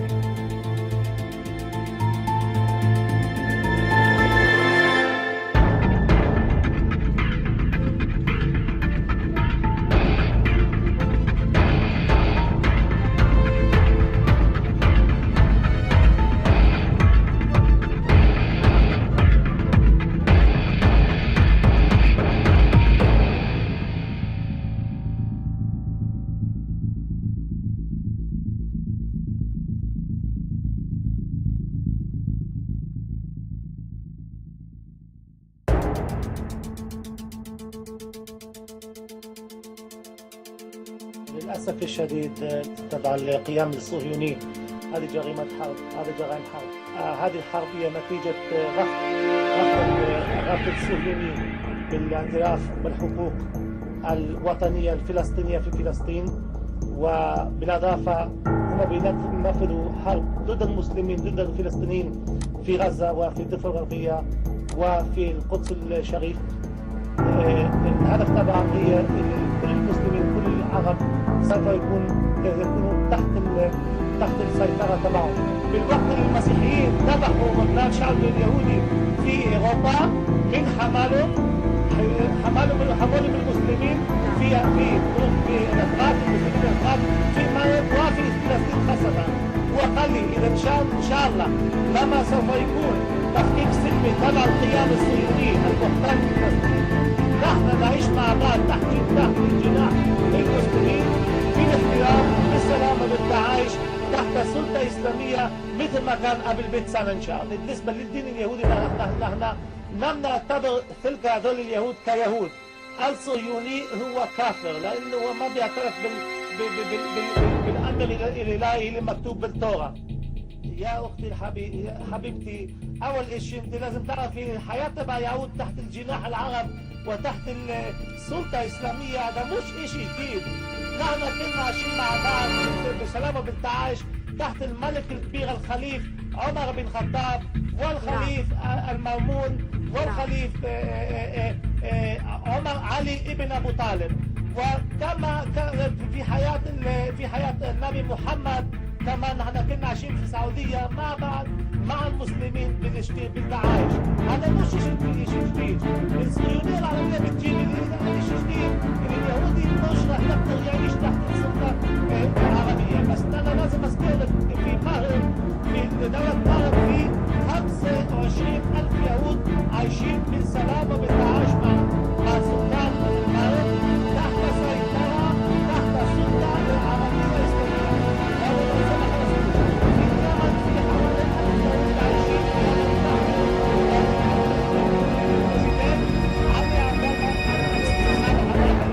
وفي إيران الجمهورية إيران تحت سيطرة الملك أحمد النجاد عايشين 25,000 يهود. الرئيس ليس ملكا بالسلام بالتعايش. انتم بتفكروا هذا شيء غريب. هذا مش شيء غريب. نحن نتمنى ان يكون تفكيك سلمي تبع الدولة الصهيونية، وإن شاء الله سوف تكون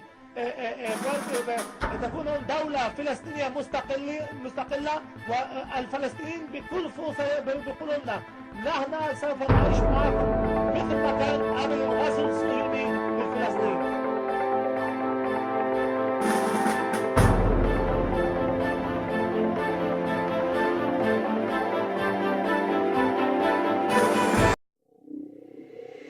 Day of fighting in the Middle East brought an increase in the Palestinian death toll. It is now at underlined peace in the Middle East. Palestine's aspirations for UN observer state recognition. Palestinians insisting on full recognition. Breaking news from the Middle East. We are approaching an incredible. That failure of years of diplomatic talks to reach a solution to the Middle East for many nations at best.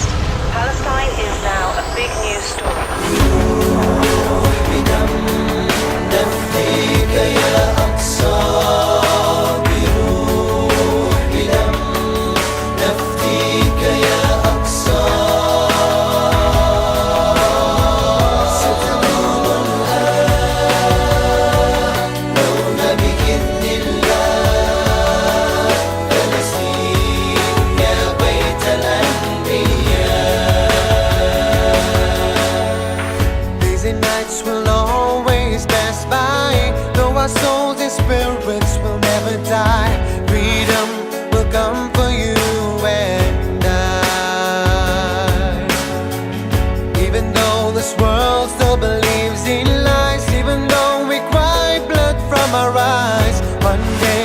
Palestine will surely rise.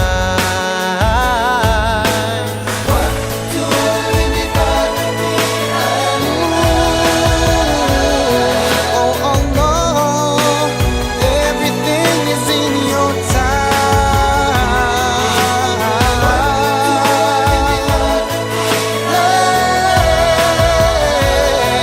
And with faith we stand side by side.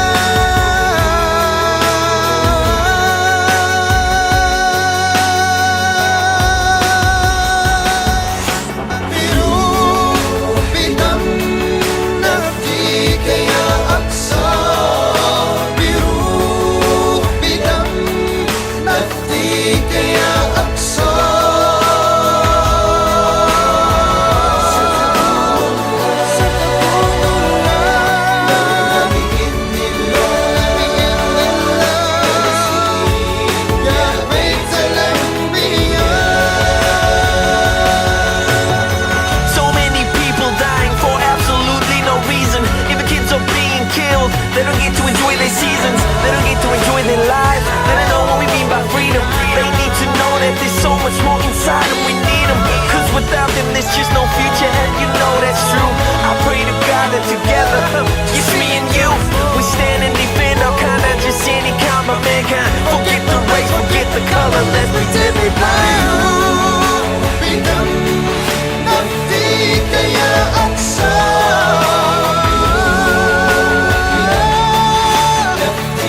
يا أقصى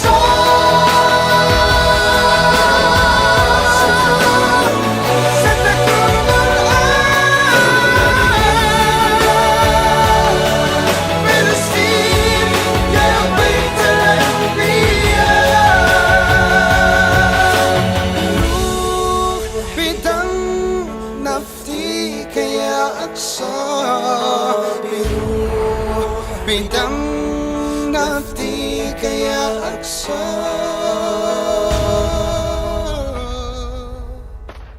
ستكون لونا بإذن الله فلسطين يا بيت الأنبياء.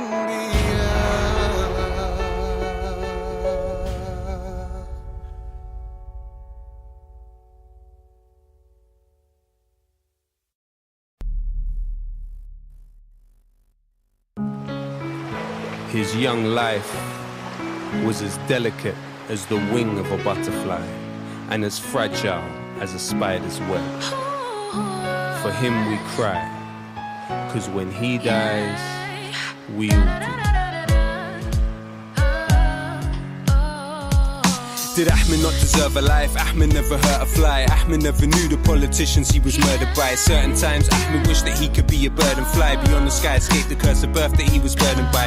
Ahmed never grew to let your racism internalize. Water poured from every pore in his corpse while the nurses cried. Ahmed was a beautiful person, like you or I. But are we? Ahmed could have been a doctor, lawyer or an engineer. Could have been a superstar, but his life ended here. Guess he was a shooting star, burned bright and disappeared. To some he seems to represent a menace in this hemisphere. Let me hear, make the very essence of this message clear. He was precious, many die like him every year. Ahmed was a victim of resentment and relentless fear. Now his soul surfs the waves, I wish we could have kept him here. The sea, the sea, the sea, it holds our secrets. The sea, the sea, the sea, it holds his soul. They call him Ahmed. The sea, the sea, the sea, it holds our secrets. The sea, the sea, the sea, it holds his soul. They call him Ahmed. Ahmed's ancestors introduced to Europe Greek philosophy, brought with them irrigation, mathematics and astronomy. Symbolically, irony of this horror isn't lost on me. Trying to get to Europe via Greece is where he's lost at sea. Ahmed, not Ahmed, it's Ahmed, he's that dead. Toddler lying lifeless on the beach with his back bent, arms spread, reaching the direction that his dad went. If he made it here, would have been bullied for his accent. He was captured by the ocean, paralyzed and frozen while these parasites sat and typed, analysing clothing out for resources. We all compete beyond the talk of war and peace and talk of porous borders. There is corpses on the shore of Greece. They found a teddy next to where his body was found. The sea swallowed him, politics has swallowed him now, and those responsible, Ahmed's ghost will follow them now. To the family, all we can say is we are sorry he drowned because the sea, the sea, the sea, it holds our secrets. The sea, the sea, the sea, it holds his soul. They call him Ahmed. The sea, the sea, the sea, it holds our secrets. The sea, the sea, the sea, it holds his soul. they say, let him drown, let him drown, let him drown. What have you done? Let him drown, let him drown. No, what have we become? No, let him drown. No, don't let him drown. And they say, let him drown, let him drown, let him drown. What have you done? No, let him drown, no, let him drown. No, what have we become? No, let him drown. Please don't let him drown. Ahmed could have been you, and Ahmed could have been me. We need to understand the policies that put him in the sea. We need to understand why it is the beach is full of dying kids. A colonial metropole people want to reside in. If he did, would he make it or fall to something that's deeper? End up like Jimmy and Wenger or Khalid Abu Dharifa. A picture by Khaver Paulus on the beaches of Tarifa made me see some would grieve more if Ahmed was a creature with 4 legs. Then they would consider him legitimate. Those like him braving barbed wire, burning off their fingertips while force alien. That mentality still exists as privilege. The difference between the expat and an immigrant. For I'm a Somali and Uthman Rasul Muhammad. When you take others' humanity, it's only yours that's stunted, not a swarm. There are sisters and brothers, that's the sum of it. The cockroaches here are in the media and the government, not the sea. The sea, the sea, it holds our secrets. The sea, the sea, the sea, it holds his soul. They call him Ahmed. The sea, the sea, the sea, it holds our secrets. The sea, the sea, the sea, it holds his soul. They call him Ahmed. Ahmed never knew the politicians he was murdered by. Ahmed never knew the politicians he was murdered by. Ahmed never knew the politicians he was murdered by.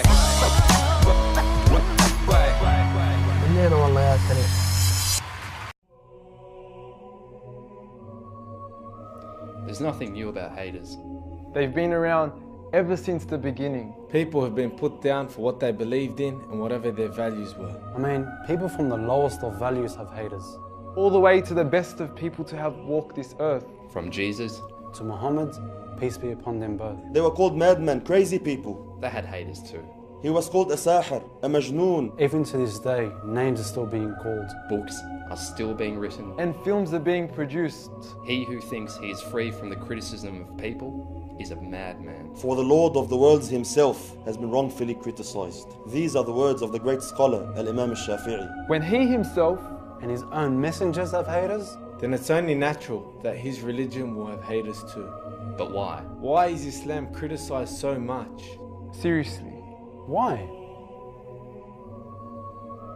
Is it because of the way we look? Even though our religion specifically teaches that the color of your skin, your eyes, and hair doesn't make you better than anyone else. Is it because we look like we're all from the same country? Mate, I'm from Bondi, and I'm Muslim too. Muslims are from everywhere. Anyone can be a Muslim. Or maybe it's because of the way we dress. It's pretty comfortable, I must admit. Is it because of my beard? Is it because of my beard? All key men in history had beards. Look at Abraham Lincoln. Is it because of her hijab? But didn't Mary, the mother of Jesus, wear a hijab too? Is it because of how we treat our women? Although the Prophet Muhammad ﷺ said, the best of you in character is the best to his wife, and he ﷺ was the best to his wife. It's because there's so many of us. Maybe that's because Muhammad, peace be upon him, was the most influential in all of history. The most influential person in history. Is it because it looks like we're trying to convert everyone? If you believed you had the most beautiful gift in the world, wouldn't you want to share it with everyone else too?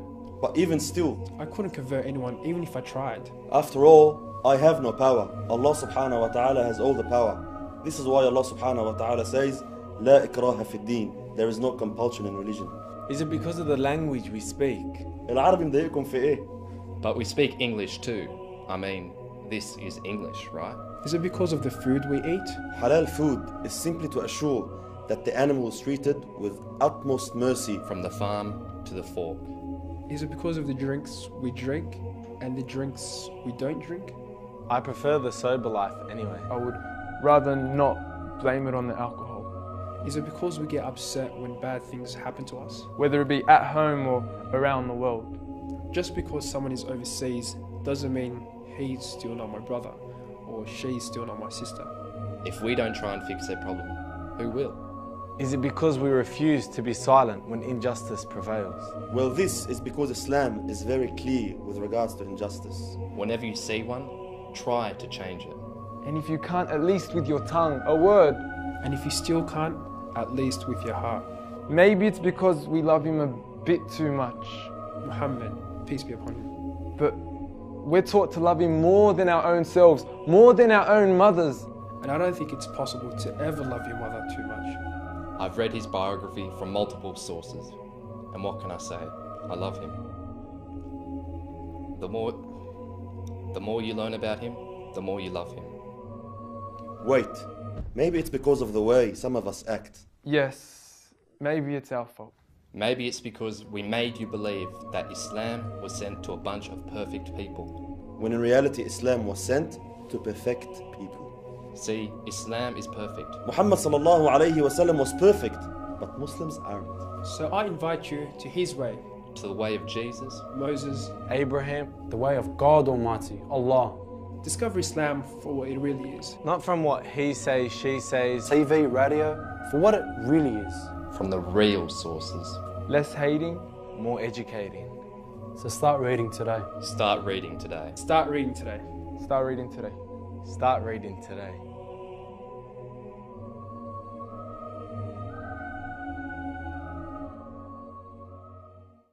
After a devastating storm hit parts of northern England, Scotland and Wales. The emergency services being stretched to the absolute limit. What remains now is the distressing job of going back into their houses and salvaging what they can in ruined homes. How we can help not just only as Penny Appeal, but as also as British Muslims. We try and help as much as possible. Right, you're going to do juice, Okay, so go get juice and put one in each one. Beans, baked beans.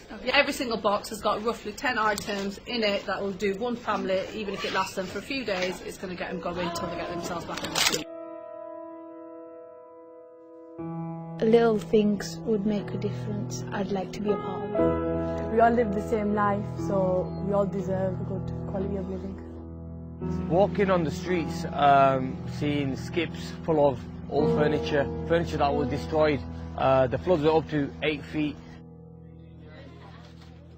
It's really important that we all stand together, you know, regardless of religion, background, race, whatever. It's everybody standing together and everybody helping out.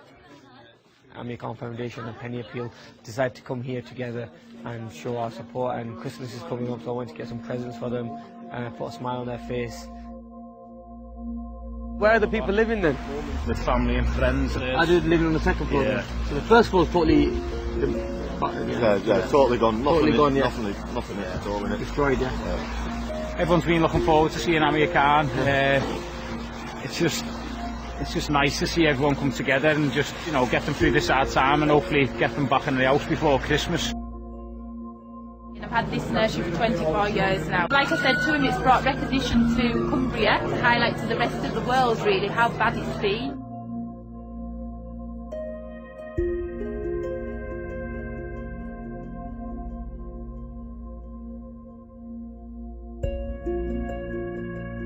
The entire bottom floor of the club is completely demolished. The gym that we have here that is very popular with the community, we have lost every squash court. You can see the floorboards have lifted because of the water. So this house we're visiting that suffered from the floods, and I'm going to come and give them some support. And there's a couple of houses that we're going to be going to, dropping hot food off. About there. No way, you got flooded that high. Second time in 10 years. Yeah. Second time. So we've got some hot food for you then, mate. Some hot food. I thought we'll come and help you out a little bit. I think the only thing we can say is thank you. You know, words aren't enough for what they've done. Yeah, and how long you got left? 2 weeks. Not the best time, huh? So yeah, we're just coming to another house now that was affected with the floods. So gonna take some food parcels for them. Well, I would just like to offer our huge appreciation as well. It has made it a lot better to deal with as well, to know that people are out supporting it. Oh yeah, we bought you some food as well, guys. Well, hey, thank you very much. I'll tell you what, I'll just put that down there a minute. And I'm going to thank you very much. No. I think it's important as a Muslim charity we reach out to the community and remind them, particularly in the current climate, that we are the same and we're not different, and we are, you know, looking to help each other.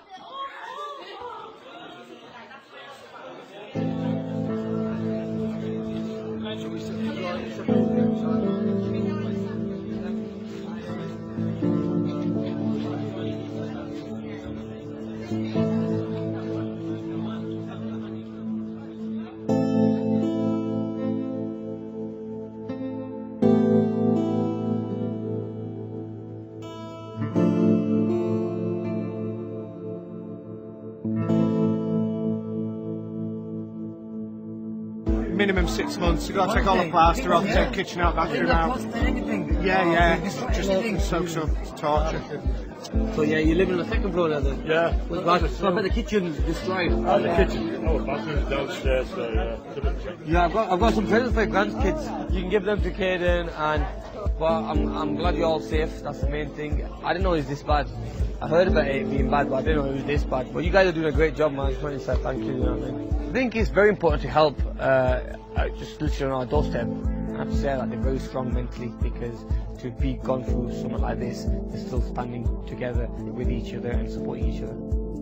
The orange t-shirts, I mean, people have been asking what are the orange t-shirts, and then you tell them it's a Penny Appeal, then you tell them it's the Amir Khan Foundation. And there's even people been asking us, well, what can we do now? Can we volunteer with them when they take volunteers?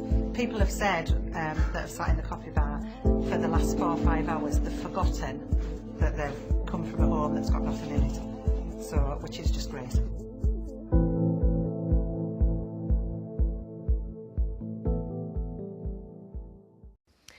What may be the world's oldest surviving text from the Quran has been found by the University of Birmingham. The manuscript had gone unnoticed in the university's library for almost a century, but tests carried out on the fragments show that it is almost 1400 years old, making it one of the earliest in existence. Sean Coughlin reports. You're looking at one of the oldest fragments of the Quran ever discovered. It's written in early Arabic on parchment most likely made from sheep or goat skin, and it's been dated by experts as being more than 1370 years old, and that makes it amongst the earliest known fragments of the Quran anywhere in the world, and it's here in the University of Birmingham. This remarkable document had been resting on the shelves of the university library for decades without anybody realising just how old it was, until a researcher decided to take a closer look. This wasn't an Indiana Jones-style piece of archaeology, digging in the heat and the dust. The manuscript was found here, in the university's archive, mixed in with other Middle Eastern documents, brought back to Birmingham in the 1920s. The pages have been radiocarbon dated to no later than the year 645. We were expecting it to be early, but we did not, I think in our wildest dreams, expect that it would roughly correlate to the lifespan of the Prophet Muhammad, which makes it an incredibly early Quranic fragment. Academics here say that this discovery goes back to the very earliest years of Islam. The person who actually wrote it may well have known the Prophet Muhammad. He would have seen him probably, he would maybe have heard him preach. He may have known him personally, and that really is quite a thought to conjure with. Birmingham has one of the country's biggest Muslim communities, and one of its leaders says he is delighted to have such a treasure in the city. When I saw these pages, I was very much moved, and there were tears of joy and emotions in my eyes. And I am quite sure that even the people from all over the UK will come here to Birmingham to just have a glimpse of these pages. People will love this. This is an exceptionally rare and valuable discovery, and the university says it will be put on public display. It has no intention of letting these pages from world history leave Birmingham. Sean Coughlin, BBC News.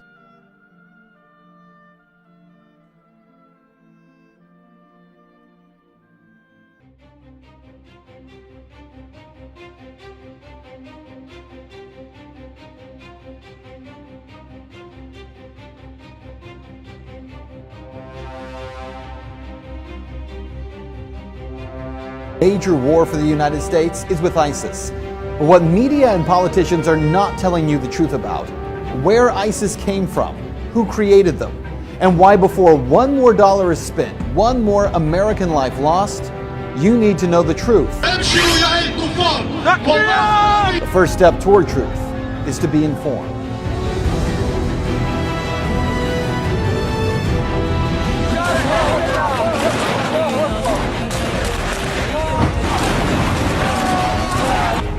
The name ISIS is one that every American knows by now. The biggest threat to our national security since Al-Qaeda, right?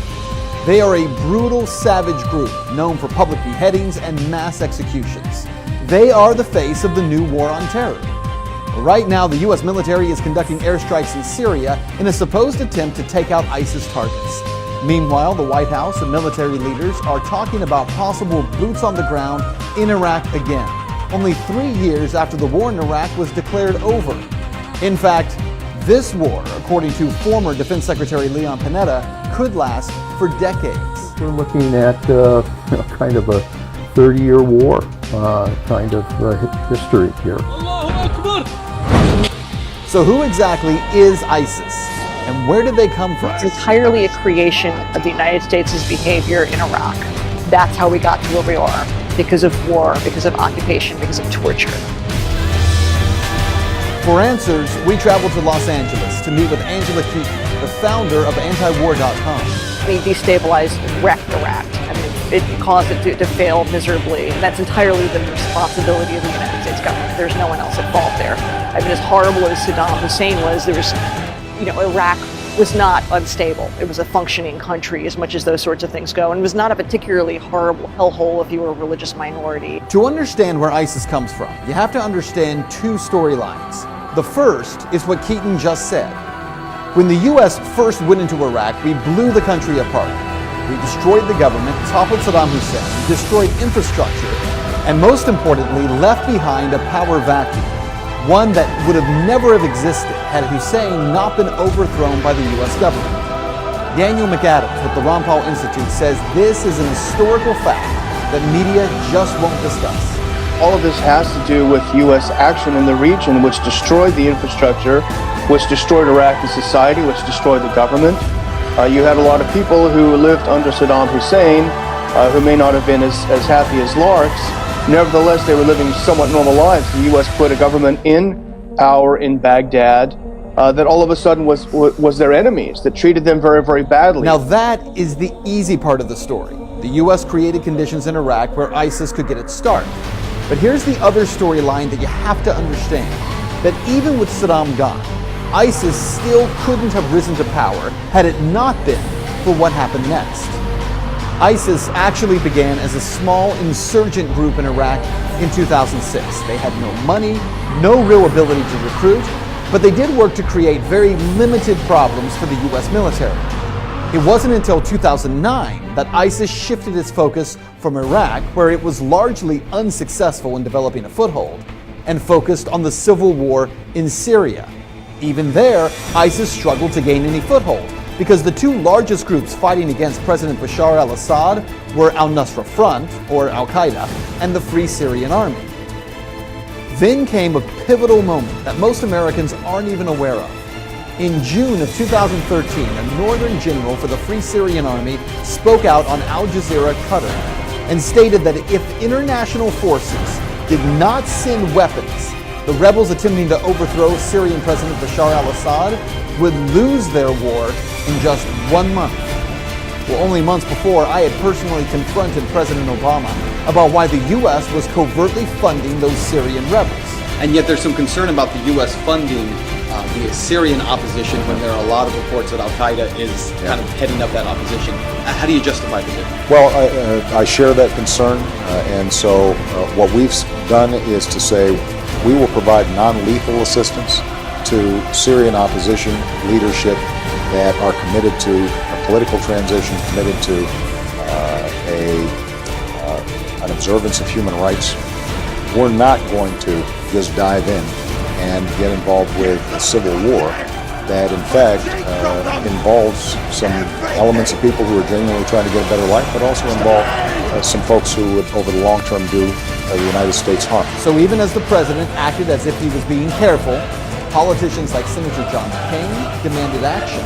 So it's a totally unfair and unbalanced fight. And now the rebels are the freedom fighters, the Syrian National Army are being beaten every place around Syria because of the overwhelming firepower, and air power is really the deciding factor. So you've got to take their air power out of it. You've got to have a safe zone where they can operate, train, and equip, and we've got to turn this thing around. So what happened? Well, within just a matter of weeks of that Syrian general making his plea for international help, the U.S., the Saudis, Jordan, Qatar, Turkey, and Israel began providing weapons and training and money to the so-called rebel Free Syrian Army. By September of 2013, American media outlets, including CNN and the Washington Post, were reporting that CIA-funded weapons had begun flowing to Syrian rebels. The weapons were not American-made, but funded and organized by the CIA. The artillery was described as light weapons, some anti-tank weapons, and ammunition. But where it all fell apart, weapons that the U.S. insisted would be used by freedom fighters would be in less than 1 year in the hands of ISIS fighters. So where were these fighters coming from? Actually, from the Free Syrian Army, the group that John McCain insisted would help the U.S. to overthrow Assad. That same group actually giving weapons, selling weapons, and sending fighters to join with this new group called the Islamic State. It was in June of 2014 when suddenly, after being a no-name group in Syria, that ISIS emerged, heavily armed and trained by U.S. and coalition special forces, making a dramatic entrance by crossing back over the Syrian border into Iraq, capturing Mosul and much of the northern part of the country.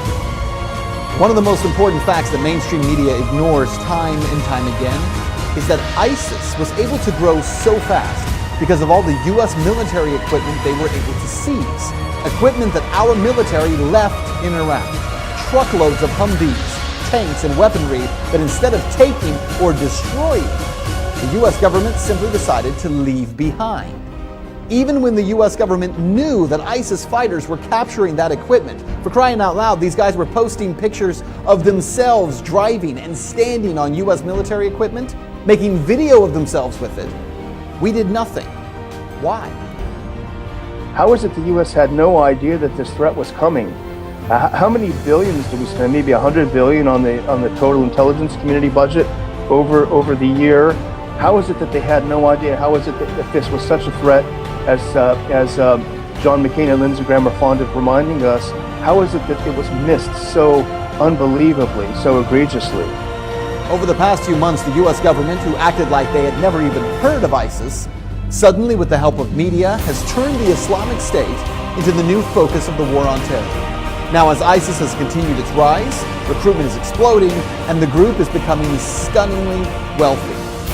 ISIS is the best funded terrorist group in the world. They make I think it's $2 million a day selling oil, much of it to Turkey, interestingly enough. And if you look at the U.S. response to this, the U.S. response to ISIS becoming extremely rich by selling oil and undercutting the competition is to blow up the oil fields, which to me makes no sense. You're blowing up the infrastructure. It happens to be in Syria, so you might think that there is another motive there. But why wouldn't U.S. sanctions anything that moves when it's angry? Why can't you sanction the banks that are helping finance these deals? Why can't you sanction the oil companies that are participating in this? Why do you blow up the oil fields? It's a great question. And here are some other questions that defy logic when you start looking for answers. Why is the U.S. sending $500 million to the Free Syrian Army to fight ISIS when the FSA is one of the biggest suppliers of fighters and weapons to ISIS? Why are we sending new and more powerful weapons to the FSA, like anti-aircraft missiles, weapons that we know will end up in the hands of ISIS? ISIS, of course, is going to now have anti-aircraft missiles provided by the U.S. and the Saudis. The Saudis are getting them from the Chinese, though, now, so there can be plausible deniability because inevitably these sweetheart rebel groups in Syria are going to start shooting down, if they have the ability, passenger jets. And then we're going to want the plausible deniability and say, no, this is Chinese weaponry, as if it's going to make any difference. Well, there are so many questions that we could ask, but let's just cut to the chase here, because what you need to know about this is that ISIS is not the creation of American inaction, which is what the media is going to tell you. No, they are the product of direct action. First, the action of creating a power vacuum in Iraq, and secondly, arming violent jihadists, hoping they would overthrow a leader in a neighboring Middle Eastern country. McAdams says the U.S. government is a victim of its own insane policies. Well, I think the U.S. is really a hostage to its own regime change philosophy. The U.S. is very good at blowing things up and destroying societies, but it is very, very bad at putting them back together. Is that true? Well, you decide. Fact. Our government armed Osama bin Laden and the Mujahideen in Afghanistan and created Al-Qaeda. Fact. Our government helped supply Saddam Hussein chemical weapons for him to use against Iran in 1980 and then overthrew him in 2003. Fact. Our government trained rebel fighters in Syria who have become the group today known as ISIS, or the Islamic State. We have watched them commit every violent atrocity that you can imagine to people living in Iraq and Syria. And now we want American taxpayers to fund a 30-year war against them. No, it's not the U.S. government being held hostage by these crazy policies. It's the American people. And it's time that we reject the destruction of people groups around the world for the sake of foreign policy that makes so-called defense contractors rich and perpetuates violence, death, and destruction of entire people groups. Because humanity is greater than politics.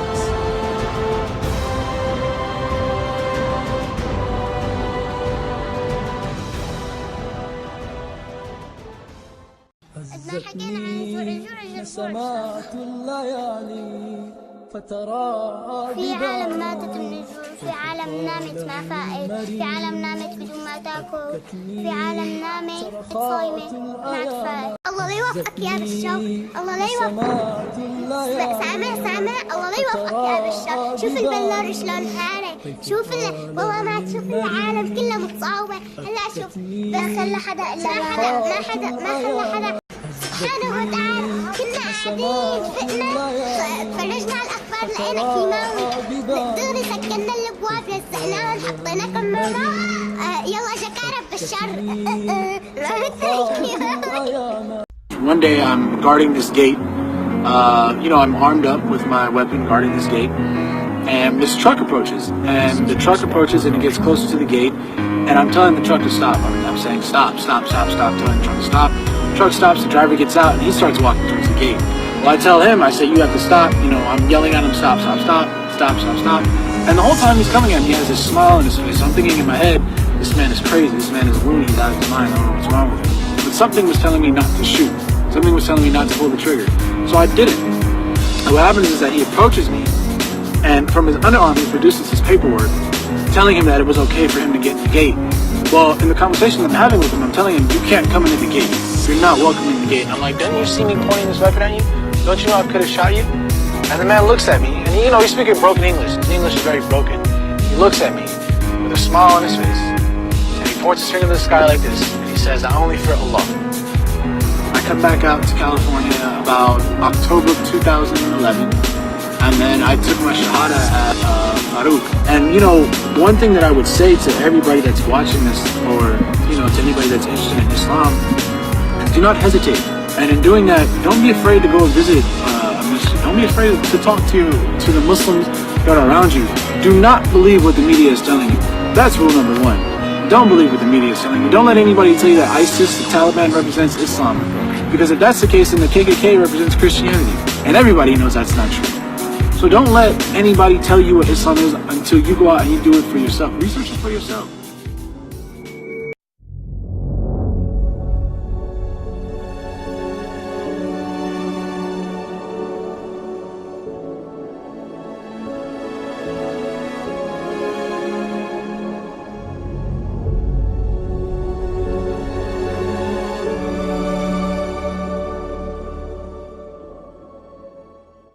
You tell me, this has been your first film for how long? What's 7 years, 8 years, 7 or 8 years to star in, to be in front of the camera. I chose to sort of walk away about 8 years ago because I felt I was getting a bit stale. And I came back with this because, I just felt it was time to get back in the saddle. Enough time had gone by. And honestly, it was the best piece of writing I'd seen. Some people are going to welcome you back, and other people are going to be like, he should never come back. Why? Because of what happened before. What happened before? The remarks that were attributed to you. That were attributed to me, that I didn't necessarily make. Mm-hmm. Okay, but I gather you have a dog in this fight. Pardon me? You have a dog in this fight, or are you being impartial? You tell me. I'm trying to be impartial, I guess. Okay, well I'm back, and I hope it works out, and I hope people will graciously accept me back. Are you critical of the Hollywood that makes violent movies? I think that I'm angry with some of the Jews. I'm very goddamn angry at some of the Jews. Hollywood is run by Jews. It's owned by Jews. And they should have a greater sensitivity about the issue of people who are suffering. In that book at that time, on an album cover, a lot of people had things to say about you being anti-Semitic. Yeah, I don't focus on no other race but the black race. I don't. And I heard you say it doesn't give you anything to be that way. No, not at all. They tried to compare me to evil white people like Hitler and stuff like that. It doesn't matter to me what color you are. You see that if you've done wrong, I'm gonna speak about it. If you've done right, I'm gonna speak about it. I speak about black people that do wrong and right. Yeah. So am I anti-black now? In the Second World War, over 60 million people lost their lives. They were all human beings. Why is it that only a select group of those who were killed have become so prominent and important? because of the difference به خاطر humankind draws between warfare and genocide. قتل حجیم عمدی شما فکر می‌کنید کشی. 60 میلیون نفر کشته شدن همه نظامی بودن؟ Do you think that the 60 million who lost their lives were all as a result of warfare alone? 2 میلیون نظامی بودن. There were 2 million that were part of the military at the time, perhaps 58 altogether. میلیون مردم عادی بودن. 58 million civilians نقشی در جنگ نداشتن. with no roles in the war. مسیحی بودن، مسلمان بودن، کشته Christians, شدن. Muslims, they were all killed. ما سوال دوم و مهمتر اینه. The second and more important question that I raised was, اگر چنین چیزی اتفاق افتاده و این واقعی تاریخی است، چرا اجازه نمیدن دانشمندان راجع به اون تحقیق کنن؟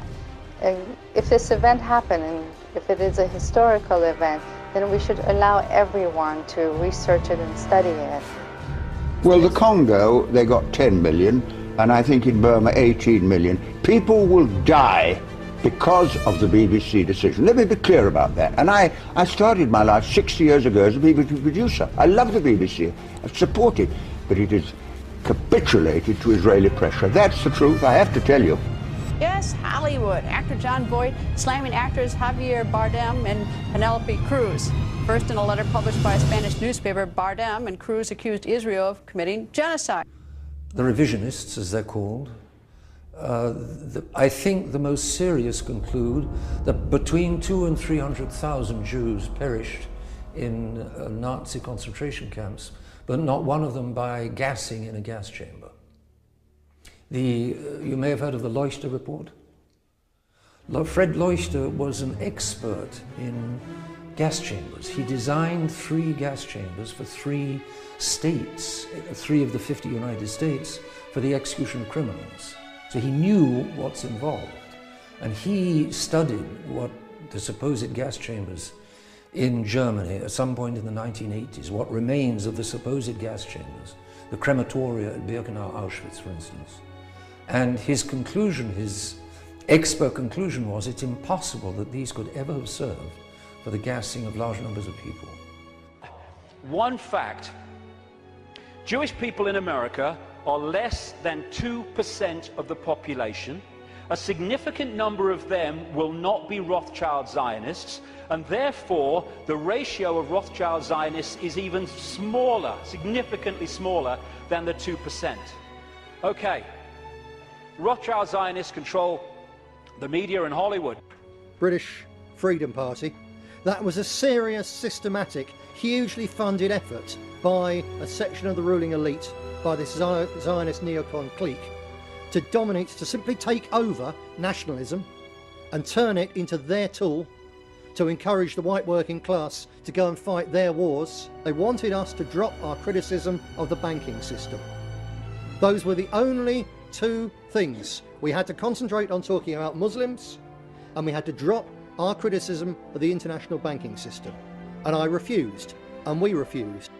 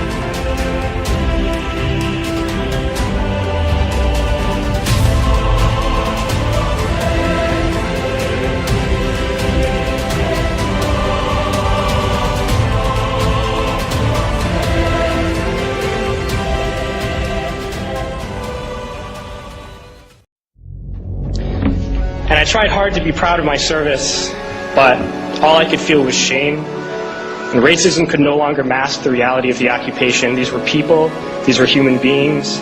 I've since been plagued by guilt anytime I see an elderly man, like the one who couldn't walk, who we rolled onto a stretcher and told the Iraqi police to take him away. I feel guilt anytime I see a mother with her children, like the one who cried hysterically and screamed that we are worse than Saddam as we forced her from her home. I feel guilt anytime I see a young girl, like the one I grabbed by the arm and dragged into the street. We were told we were fighting terrorists. The real terrorist was me, and the real terrorism is this occupation. Racism within the military has long been an important tool to justify the destruction and occupation of another country. It has long been used to justify the killing, subjugation, and torture of another people. Racism is a vital weapon employed by this government. It is a more important weapon than a rifle, a tank, a bomber, or a battleship. It is more destructive than an artillery shell, or a bunker buster, or a Tomahawk missile. While all those weapons are created and owned by this government, they are harmless without people willing to use them. Those who send us to war do not have to pull a trigger or lob a mortar round. They do not have to fight the war, they merely have to sell the war. They need a public who is willing to send their soldiers into harm's way. They need soldiers who are willing to kill and be killed without question. They can spend millions on a single bomb, but that bomb only becomes a weapon when the ranks in the military are willing to follow orders to use it. They can send every last soldier anywhere on earth, but there will only be a war if soldiers are willing to fight. And the ruling class, the billionaires who profit from human suffering, care only about expanding their wealth, controlling the world economy. Understand that their power lies only in their ability to convince us that war, oppression, and exploitation is in our interest. They understand that their wealth is dependent on their ability to convince the working class to die to control the market of another country. And convincing us to kill and die is based on their ability to make us think that we are somehow superior. Soldiers, sailors, Marines, airmen have nothing to gain from this occupation. The vast majority of people living in the U.S. have nothing to gain from this occupation. In fact, not only do we have nothing to gain, but we suffer more because of it. We lose limbs, endure trauma, and give our lives. Our families have to watch flag-draped coffins lowered into the earth. Millions in this country without health care, jobs, or access to education must watch this government squander over $450 million a day on this occupation.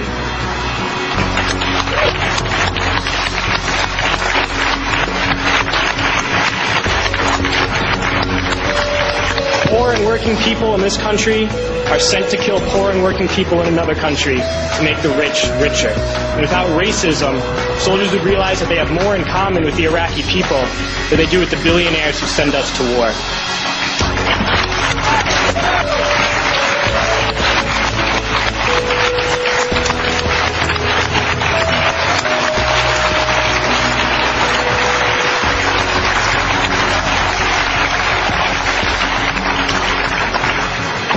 I threw families onto the street in Iraq, only to come home and find families thrown onto the street in this country, in this tragic and unnecessary foreclosure crisis.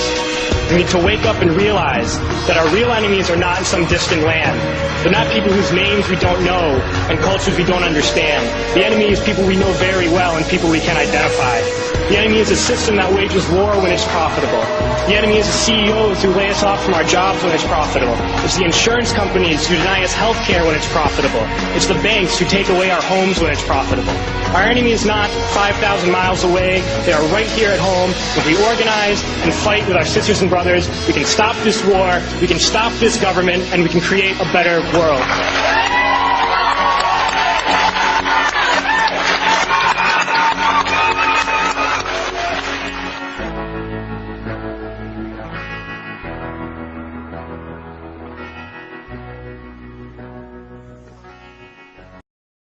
Good afternoon. My name is John Michael Turner. I currently reside in Burlington, Vermont.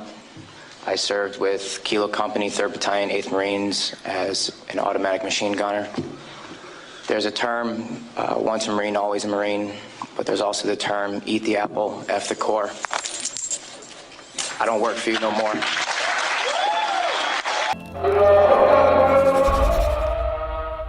Ijaz says his prayers every day at the mosque, and then he goes to church. He's helping to build a place of worship for his Christian neighbors and hoping they can live together in peace. A big dream in Pakistan, where religious minorities are often under attack. After local rights, we are trying to bring people together even more. We have increased our activities so we don't have to face something like that. By building this church, we want to show that we are united as a community. Faryal Masih is a Christian. He does not share the same faith as Ijaz, but they share a childhood friendship that is beyond religion. Unlike in other parts of Pakistan, there is no segregated housing for Christian residents in this village.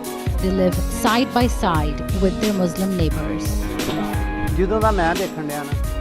Since my childhood, we have all lived together in this one place. We live with love, attend each other's weddings and festivals. We are together in times of happiness and grief. I pray that we never have to go through what happened in Gojra ever. This church being built in a small village by the Muslims, it is very significant. It shows that people have love in their hearts. They want to stay together. If there are those that fuel the fire, there are also those to douse the flames. Although scarred by the memories of the Gojra mob attacks, these people have not lost hope. They're not just building a church together, they're building hope for interfaith harmony and the hope that if they can make it happen where they live, one day it can be implemented everywhere in Pakistan. Sabayat Azaz, BBC News, Gojra.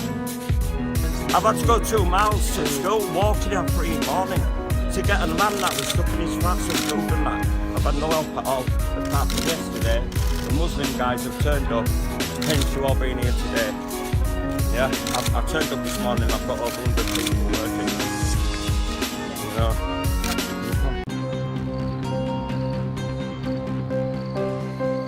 A generation of children across the Middle East are having their hopes of a better life destroyed by war, according to the United Nations. Experts say the children are not only suffering the loss of their loved ones, they are also facing lives without formal education as conflict drives away their dreams. According to the UN and UNICEF, war is affecting about 14,000 children. Many are losing their parents in countries like Syria, Libya, Iraq and Afghanistan. And UNICEF says 8,850 schools cannot hold classes because of the violence. The regional director of UNICEF in the Middle East, Peter Salamar, says school is now a dangerous place for children. UNICEF says that in 2014, 214 attacks on schools have been recorded in Iraq, Libya and the Palestine territories, Sudan and Yemen. In Syria alone, more than 2 million children have stopped going to school and more than 52,000 teachers have abandoned their jobs.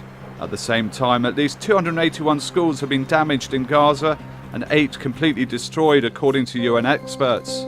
And Iraq is no exception.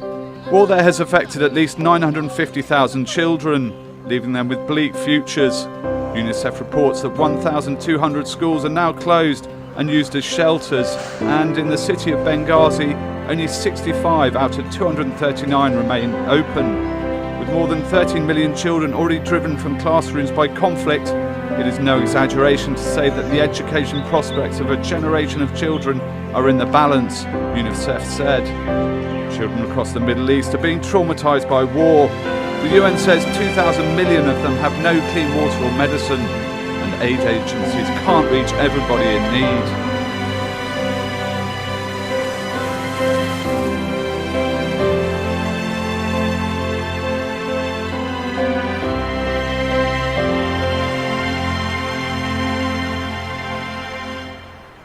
Assalamu alaikum wa rahmatullahi wa barakatuh. Sami from Young Ummah Project. Alhamdulillah, I'm Muslim. I'm part Palestinian, part English. Assalamu alaikum. I'm Muslim and I'm part Chinese and part Sudanese. Assalamu alaikum. I'm a Muslim and I'm Algerian. Assalamu alaikum, brothers. I'm a Muslim. I'm from Yemen. Assalamu alaikum. I'm Muslim and I'm from London. Assalamu alaikum. I'm Muslim and I'm half French and half English. Assalamu alaikum. I'm a Muslim. I'm from Jamaica. Assalamu alaikum. I'm a Muslim. I'm part Pakistani and part English. Assalamu alaikum. I'm a Muslim and I'm a Bruneian. Assalamu alaikum, peace be upon you. I am Muslim and I am Canadian. Assalamu alaikum. I am Muslim and I am Canadian. Assalamu alaikum, I'm a Muslim, I'm from Middlesbrough. Assalamu alaikum, I'm a Muslim and I'm Somalian. Assalamu alaikum, I'm a Muslim and I'm from Kuwait. Assalamu alaikum, I'm Muslim, I'm from Kenya. Assalamu alaikum, I'm a Muslim and I'm Bengali. Assalamu alaikum, I'm Zak Aria and I am from England and alhamdulillah I am a Muslim. Assalamu alaikum, I'm Muslim and I'm Tunisian. Assalamu alaikum, we're Muslims from Nigeria. Peace out.